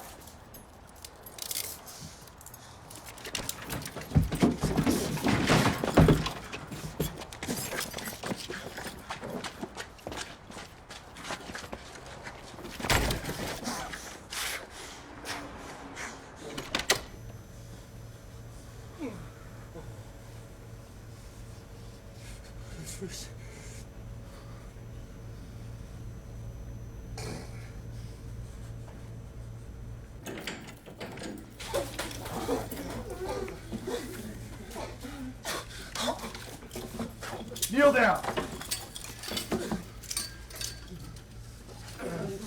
You're freezing. I was fainted earlier. We are dying of cold. We are dying. Really? Freezing. I guess I owe you gentlemen an explanation. During World War II on the Eastern Front, German soldiers had large programs of execution, but were in short supply of ammunition. So they experimented with the execution of several individuals with just one single bullet. Now, as a tribute to that ingenuity, I am going to conduct a small experiment of my own. I'm going to use a full metal jacket bullet, which has the capacity to pass through each and every one of your heads. That's not something that I would be able to do with basic hunting ammunition. Sir. It's a misunderstanding, sir.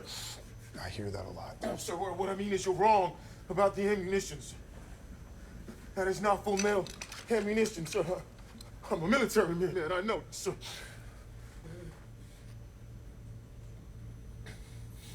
Fuck. You're right. This is a hunting round.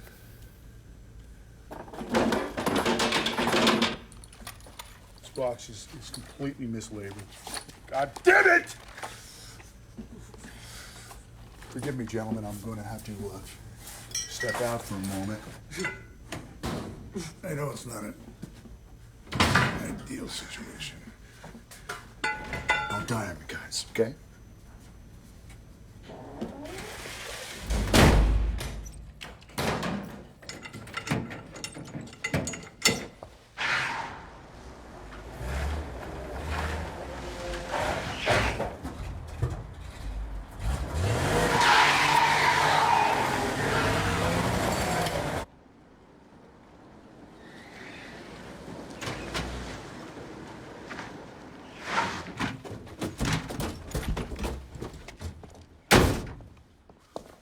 Yelled at you before, Al, but I'm about to now. What does that look like to you? What does that say there? 30-06. 30-06, that's correct. Yeah. It also says full metal jacket. And when I look inside, get me a goddamn box, Al. And this time, make sure it's got full metal jacket bullets in it. Is it too much to fucking ask that the contents of the box match what's written on the label? I can see that you're right. The label doesn't quite match the contents, but right. what? That's correct. Yeah, but the thing is what I can't see is that the box was bought here in the shop. Well, I buy all my shit here. I have for 20 years. I'm in here almost every other week. What's wrong with you, Al? I'm sorry, I need to see a receipt. Receipt? Yeah. Well, I don't have a fucking receipt. I don't ever recall getting a receipt here. Now I'm in a fucking hurry. Let me buy a new box. But this time make sure it contains full metal jacket bullets. Okay, can I just see some ID first? Oh, fucking do this, Al. The thing is, the law requires that I have How about this? no doubt about your identity. It's only just one Full Metal Jacket bullet. Can I just ask, why just one? Well, that would be none of your fucking business. That's right. Okay? I'm sorry. I do business here because you don't ask stupid questions. I'm sorry, Jack. I'm sorry. Shut it down, Al. Go home. Have a sandwich. You lost your fucking mind, Al. Yeah. I'm sorry.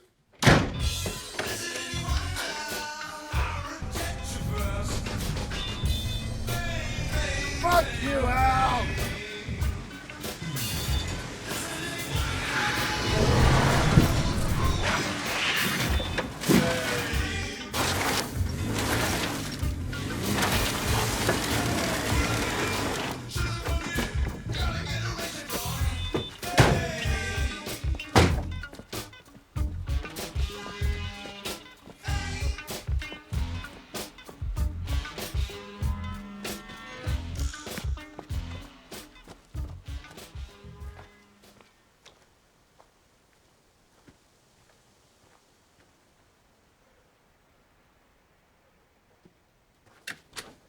Al's going totally bonkers.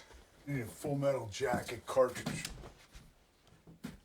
Yesterday, the police visited Al, and then me, with lights and sirens to get you. It's over now, Jack. What's over? They know what you've done.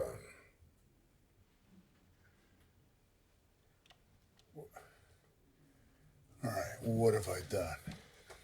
The robbery. Robbery? You guys better fucking get it together. I haven't robbed anybody. This is ridiculous.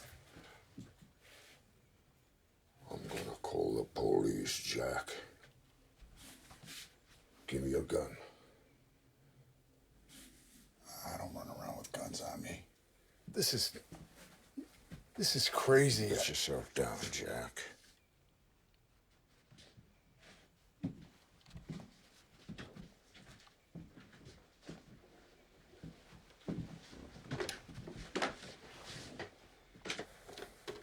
This is SP. I want to get hold of Rob.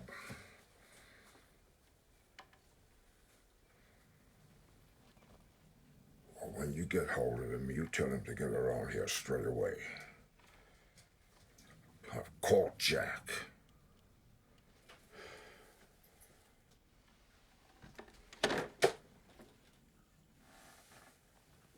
I'm kind of glad that you're the one that caught me. Perhaps you don't know this, but I think of you as my best friend.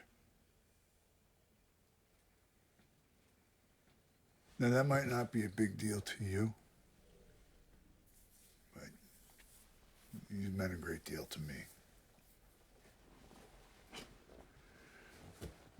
Feels quite nice knowing that it's all over.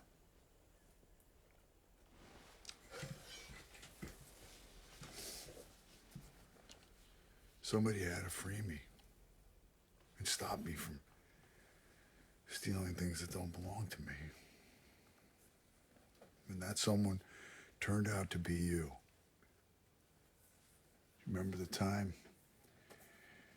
you took down that 8-pointer that I had been tracking for 4 days? It's on my territory for sure. No one's questioning that. You've always been a great shot. Now, would you quit pointing that gun at me? Kind of hurting my feelings a little bit. I'm not going anywhere. After all, you know me, SP.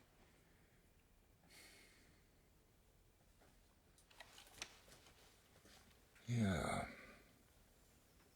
I know you. And you've never lied to me. Nope.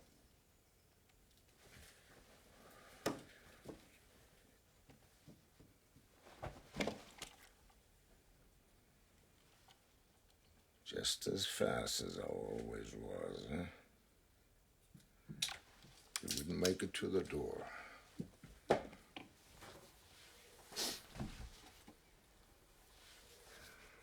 What have I done?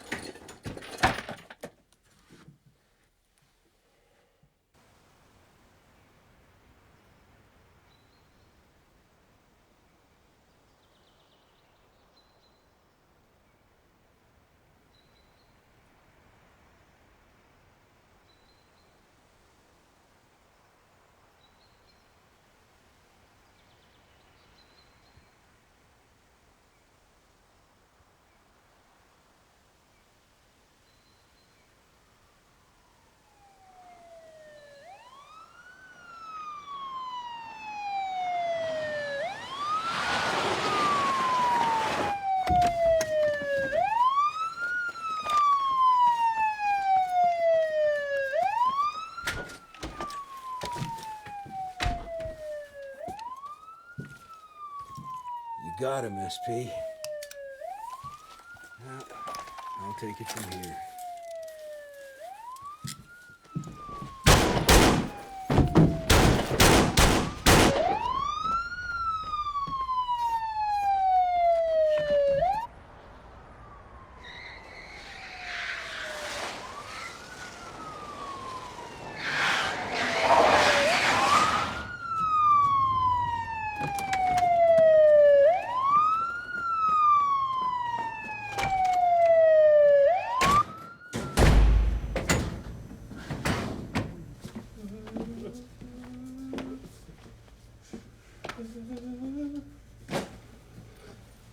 Can we agree on this? Is that a full metal jacket cartridge? Yes, sir. That is a full metal jacket rifle cartridge. Please, please don't do this, please. Excellent. Don't do this, please.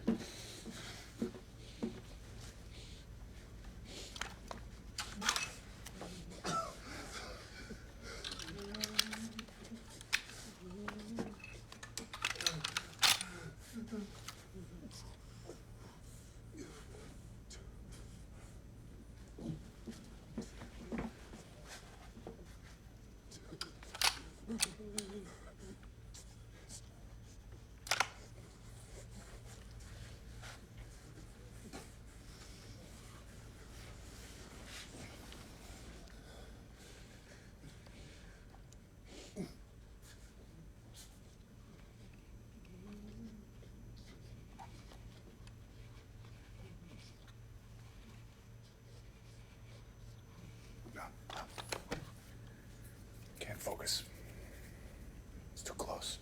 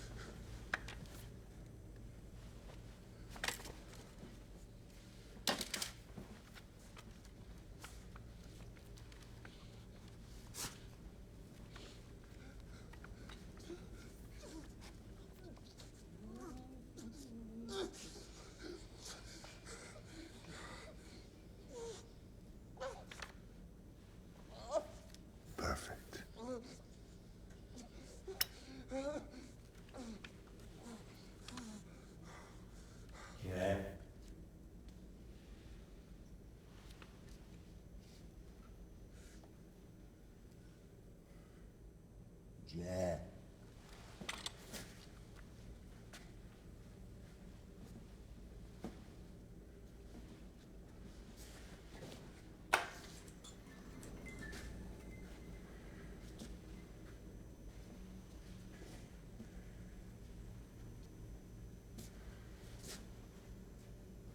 Who are you? Call me Bert.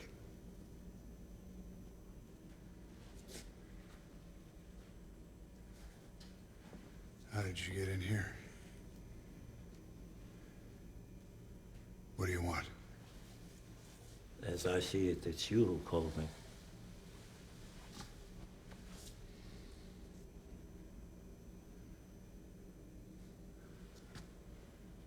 I've been with you for a while, you just didn't notice me.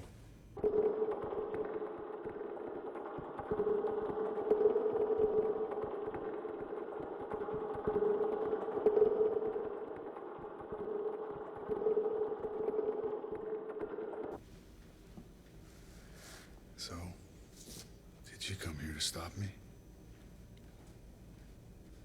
I haven't come here to stop you from anything. I just have one question. What's the question? Wasn't there something about you building a house? Wasn't Jack going to build a house?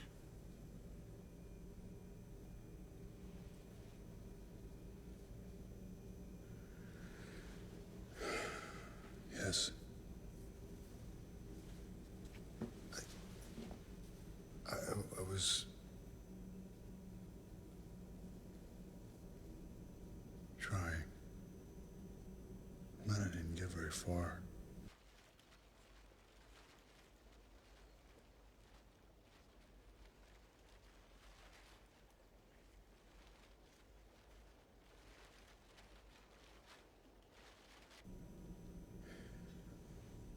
This is the police. Come up with your hands where we can see them.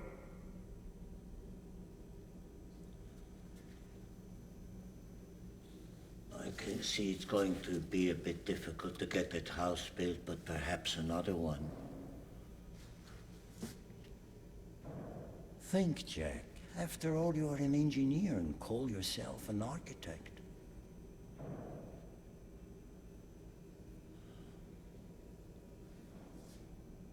I've been told you have an interesting theory about the material, which you claim has its own will.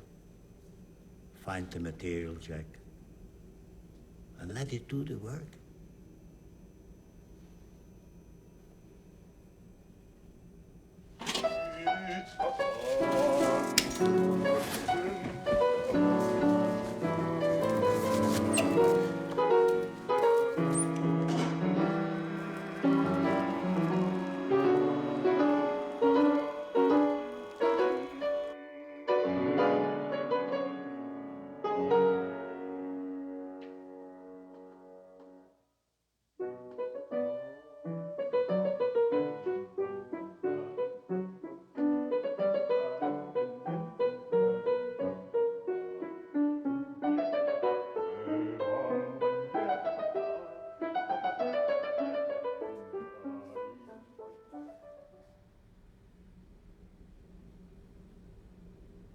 Your house is a fine little house, Jack.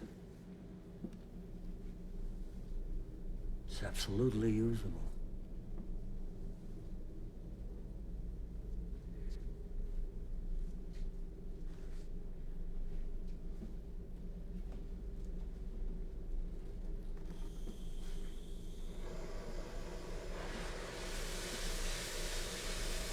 Are you coming, Jack?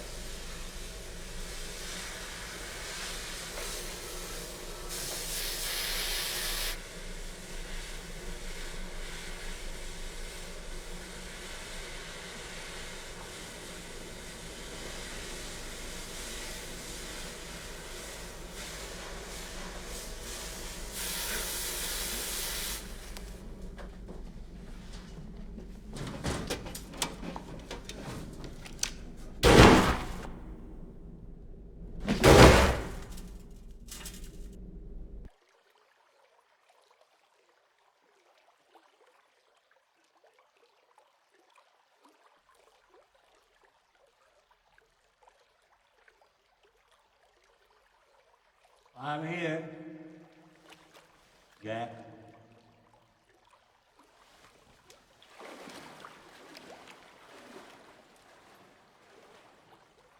May I ask you something? I can't promise I'll answer. Right, that's exactly what I meant. Are you allowed to speak along the way? I was thinking there might be rules. Put it this way, very few make it all the way without uttering a word. People are overcome with a strange and sudden need to confess on these trips. And not all of it can be said to be of great rhetorical quality. But do carry on merrily, just don't believe you're going to tell me something I haven't heard before.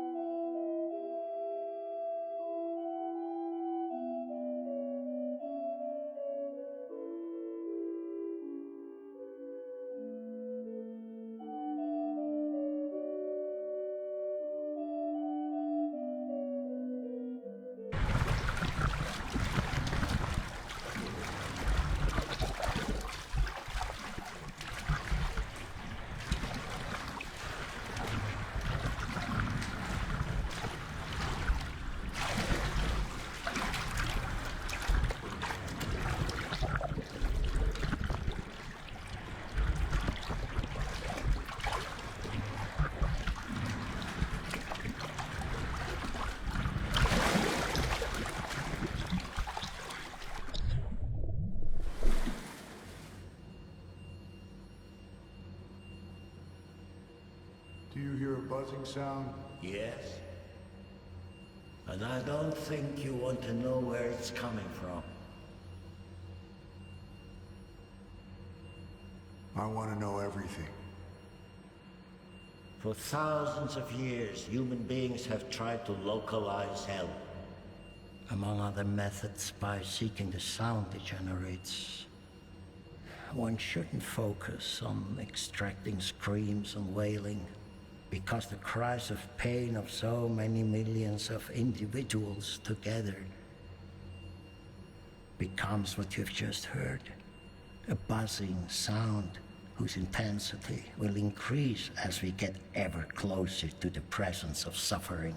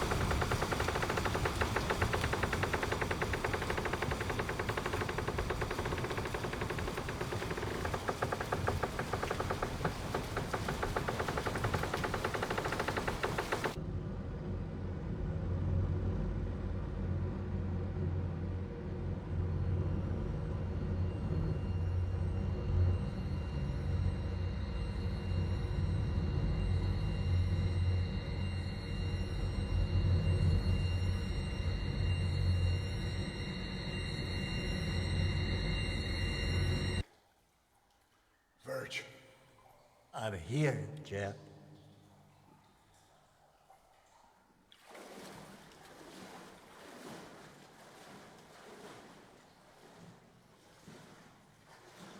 don't feel so good, Verge. There's a sour taste in my mouth. You want me to show you the way to the next whiskey bar?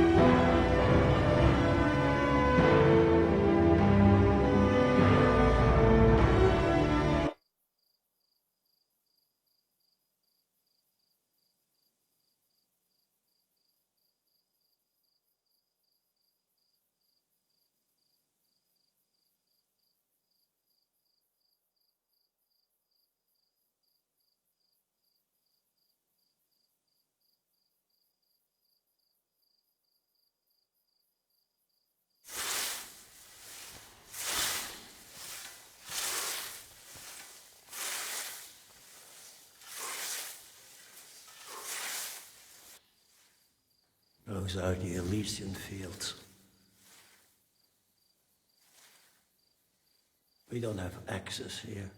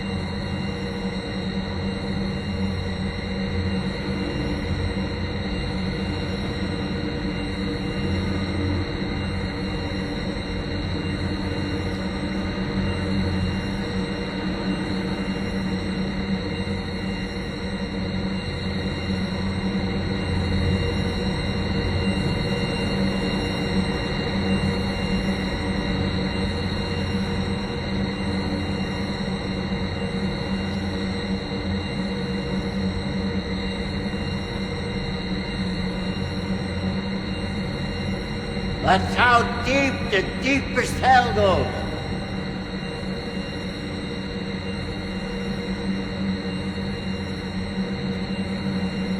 It's actually not here I'm to deliver you. However improbable that may sound, but a couple of circles higher up.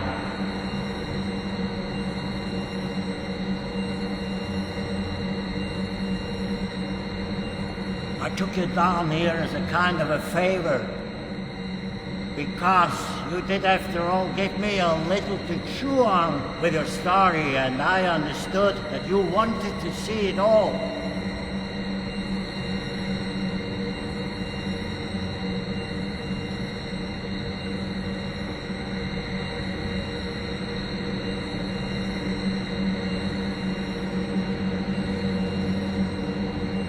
When you're done looking, we'll turn back.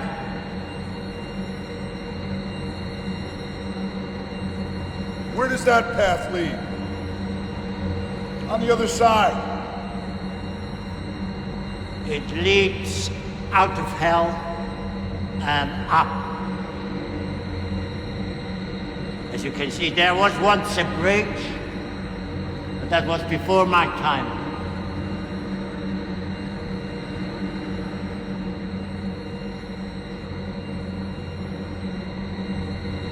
Isn't it possible to climb all the way around?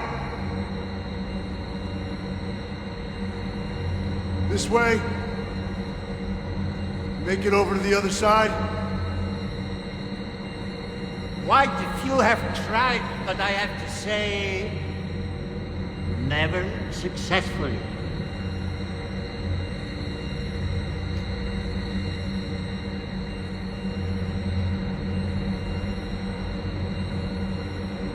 I wouldn't recommend it, but the choice is entirely yours.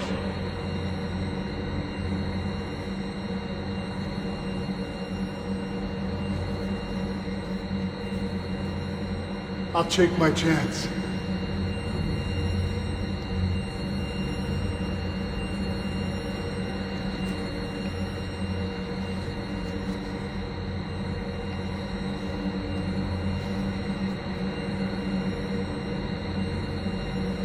Bye, Jack. Bye, Verge.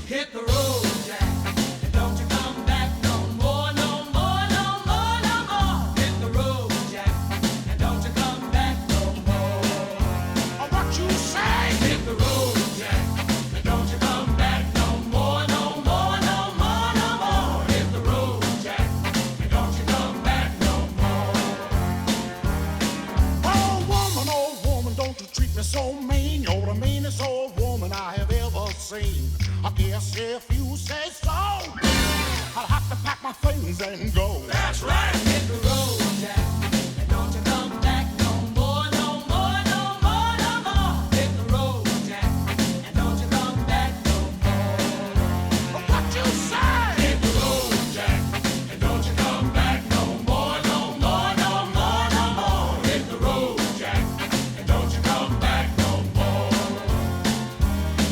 Oh baby, don't you treat me this way, 'cause I'll get back on my feet someday. I don't care if you do, 'cause it's understood you ain't got no money, no doesn't no good. I guess if you say so, I'll have to pack my things and go. That's right. Hit the road, Jack, and don't you come back no more, no more, no more, no more. Hit the road, Jack, and don't you come back no more.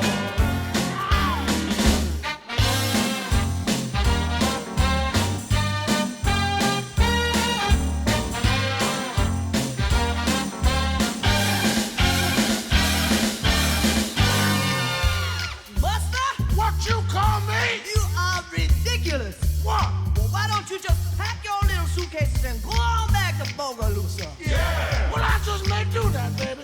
I just may go hit the road and try to find myself.